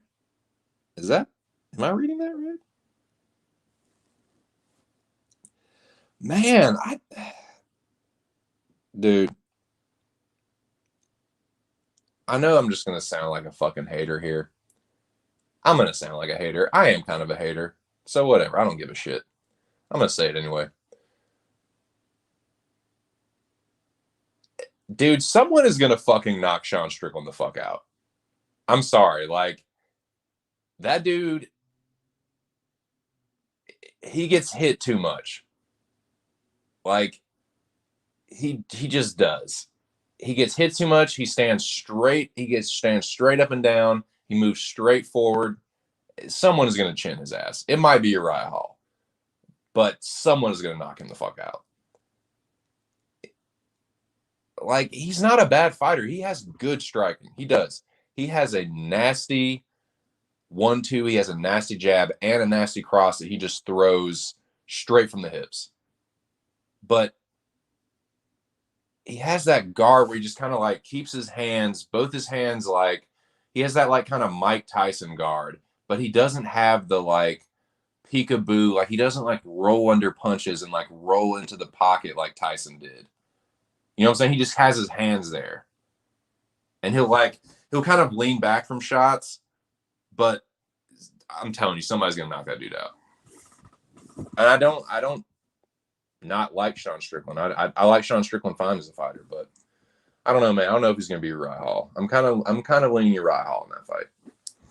Actually, definitely leaning Uriah Hall.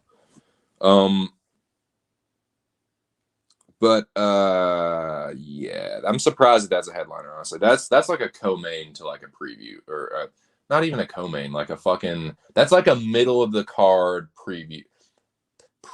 pay-per-view. Say there's like a pay-per-view, like a good pay-per-view. That's the one you put like right in the middle of the main card. Uriah Hall is a right in the middle of the main card of a pay-per-view main card kind of fighter.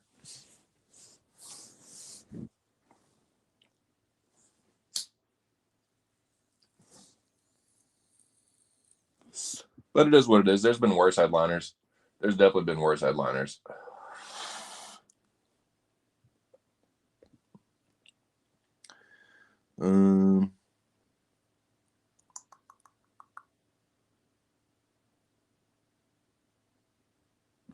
Okay. Where are we? UFC 265.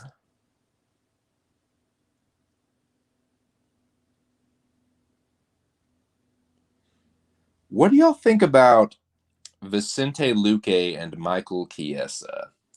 What do you Barajas think about that straight up fight? Vicente and Mikey.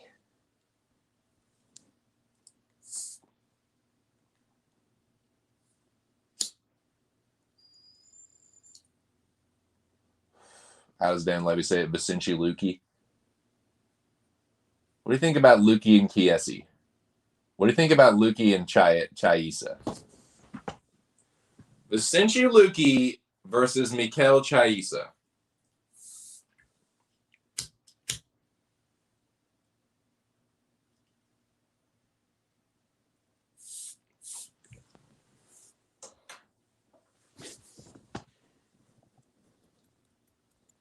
I don't even really have anything like against Dan Levy that much. I just think he's kind of a douchebag, and he just like I swear he purposely mispronounces those names. There's no way you can think that that's how you pronounce Vicente Luque. Vicente Luque? Nah, not even close, bro. But anyways, that was just a little dig against Levi. But no, Vicente Luque and Chiesa, man, what do y'all think about that fight? It's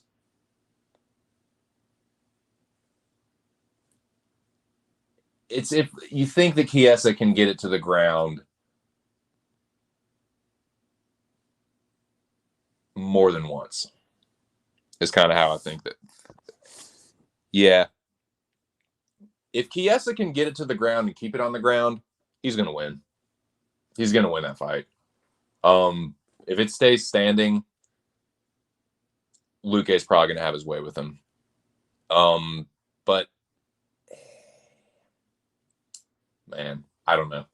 I'm really getting sick of eating Vicente Luque crow. I tend to do that. I tend to I don't know what it is, man. I've definitely picked some of his fights right, but I'm just like, man, the dude gets hit so fucking much. Like, he's just so easy to hit, but he's got an iron chin, dude.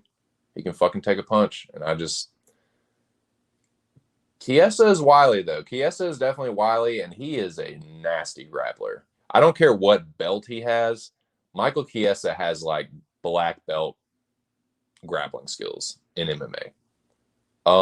But he gasses. If no, that's not a tie. That's not a that's only a 3-round fight. So yeah, that does play into Chiesa's favor.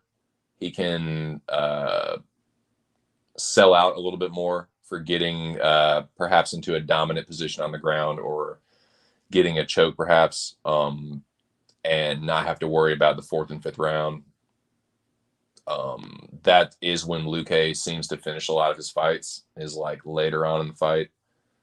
But yeah, I definitely favor Luque on the feet. I favor Chiesa on the mat. I favor overall maybe slightly leaning Chiesa, and just hoping he doesn't like. Luque's not really a one-hitter quitter kind of guy, but I think he's definitely the heavier-handed guy. I think he could definitely put Chiesa out if he hits him enough. But that's a good fight, man. That's a pretty good one. Yeah, I got about 10 minutes on this one, boys. So yeah, anything y'all want to talk about for another 10 minutes? I'm just gonna sit here and stroke the chalice, and yeah, talk to y'all, man. So just let me know. That's a pretty good fight, though.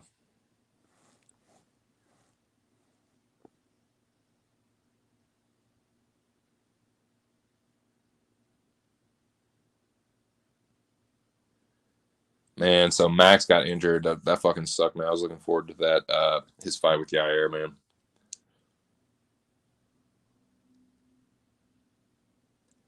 Dude, okay. I really want to know what y'all think about this one. And please, anything else I want to talk about for the next few minutes, let me know. Excuse me.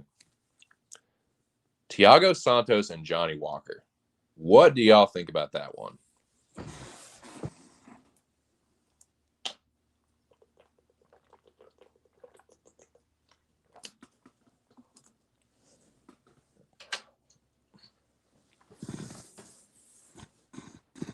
I tell you, I like Thiago Santos a whole lot more as a fighter.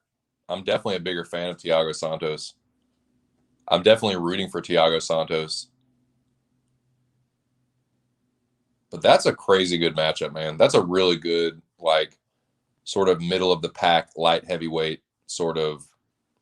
It's good because, Walker's younger, but he's kind of like almost a busted hype job. So it's like, if you can beat Santos, you can still kind of, I don't know, man. It's tough because he has that win over Spann, and like Spann is like in the top 15 now. It's like, I don't know. He's just, everyone thought he was going to be the guy to beat John Jones, and who knows if he had fought John Jones at that time, maybe he would have. But yeah, if you're getting knocked out by Corey Anderson, it's still kind of like Santos is definitely getting up there, and he's not the fighter that he once was, but he's still dangerous, and so it's still a good test for Walker. But Santos fucking cracks, man, and if he fucking fights stupid and decides to just brawl with Thiago Santos, he's probably gonna get slapped. But that's an exciting fight because both of those guys, if I had to describe those guys each in one word, it would probably be explosive. Thiago Santos, explosive striking. Same with Walker. You think about it, just like flying knees, crazy looping hooks, nasty fucking elbows. That's a good matchup, man. That's a good where are you in the division still kind of fight.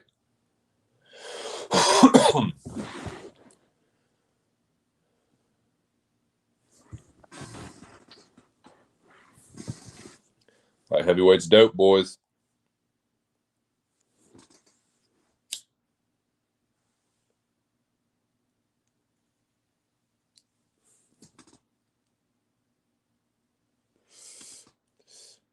Jan and Glover's going to be a good one.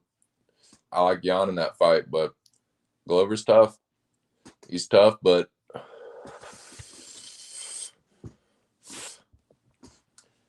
he always gets hurt early.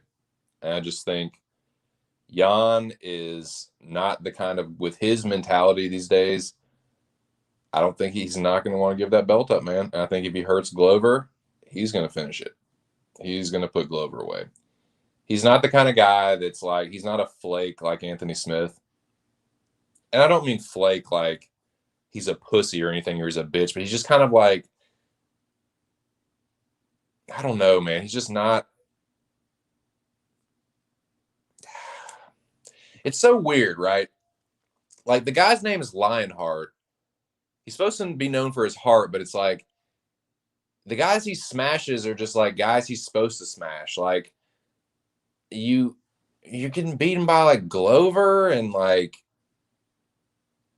but then you beat Vulcan and Gus. It's just so weird. I never really know what, and then you beat Jimmy Crute. So it's like Smith is just the biggest, like, not enigma, but he's just hard to fucking read, man. Hard to judge like where he's at in the division, and hard to judge like how good people are based off winning and losing to him. If that makes sense, like I still think Jimmy Crute's a really good fighter, but he lost to Anthony. He got one leg kick by Anthony Smith. I still think Volkan's a good fighter, but he got fucking choked out by Smith. I don't know, man. It's tough. It's tough. It's a competitive division still. Even the guys that aren't even the older kind of 4 or 5 years ago kind of guys like Smith and well, not really 5 years ago, more like 3 years ago, kind of like Smith and Santos. They're still kind of hanging around. Glover's a little bit older. Jan's a little bit older. So, but then you got the Ankalaevs and the Yiris and the Rakiches of the world. So, light heavyweight is dope right now, dude. Light heavyweight is dope for real.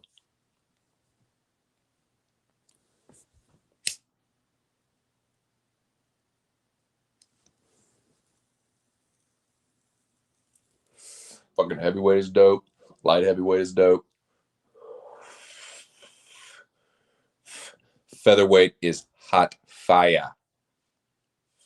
Like fucking Dylon, and Dylon hot fire.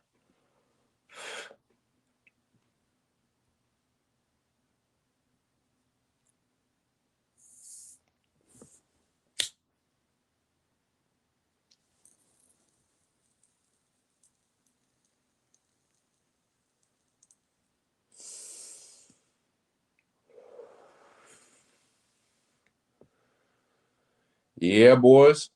Got some good fights coming up. And you know what? This is a pretty damn good stream. I had fun doing this. I will be back on Friday. I will be back to do the weigh-in stream to give you my picks. Look forward to seeing y'all then. We will chop it up. We will talk more about the fights that we talked about today. I will make my final picks. Definitely looking forward to seeing what plays you guys have, what your most confident reads are. I know Ear really likes the Fili and Pineda fight to be fight of the night. That's definitely up there for me too. So definitely looking forward to hearing more from y'all about, like I said, like what plays you have, parlays, picks, fights you're looking forward to, all that kind of shit. I love talking about that shit with y'all. That's why I continue to do this. So yeah, thank y'all for stopping through. Yes, indeed. Pounds. Pound it, Jimmy. So yeah, appreciate you, Jimmy. Noah, Ear. Cheers, boys. Cheers. Yes, indeed. The General, of course. Appreciate you, General. Letting people know I was going live. Thank you, sir. Jackie boy. Shout out to you, Jack. Shout out to all yous guys. Appreciate y'all coming through, man. It was a good time. Yes, sir. Shaka bra for sure, Raj. All right, boys. Well, I reckon I'm gonna get up on out of here. Thanks again for stopping through. I will be back on Friday. Yeah. Went 7-5 overall. UFC Vegas 29. A little bit better than the last couple weeks, but still not great. I still want to improve on that. I want to be getting those 8-4s, those 9-3s. Obviously, I'd like to do better than that as well, but yeah, I feel like I can do better than 7-5. I feel like I can do a little bit better. I feel like that's like my average. I feel like I can do better than that, dude. But yeah, so I think my picks for this year, I think, are sitting at 141 and 99. I think that's what it is. Because, yeah, I was 134 and 94 the last one. Yeah, went 7-5, so that's 141 and 99 for the year. That's how your boy's done with his picks. I want to do better than 7-5. I hope to do better than that on this week. But yeah, very much looking forward to talking to y'all on Friday. Appreciate y'all stopping through today. It was a good time. Yeah, man. Hope y'all have a good rest of the week. And yeah, I'm gonna get the fuck out of here. Hope y'all have a good one. Have a good week. Have a good evening. This has been just my 2 cents, and I hope to see y'all on Friday. Peace.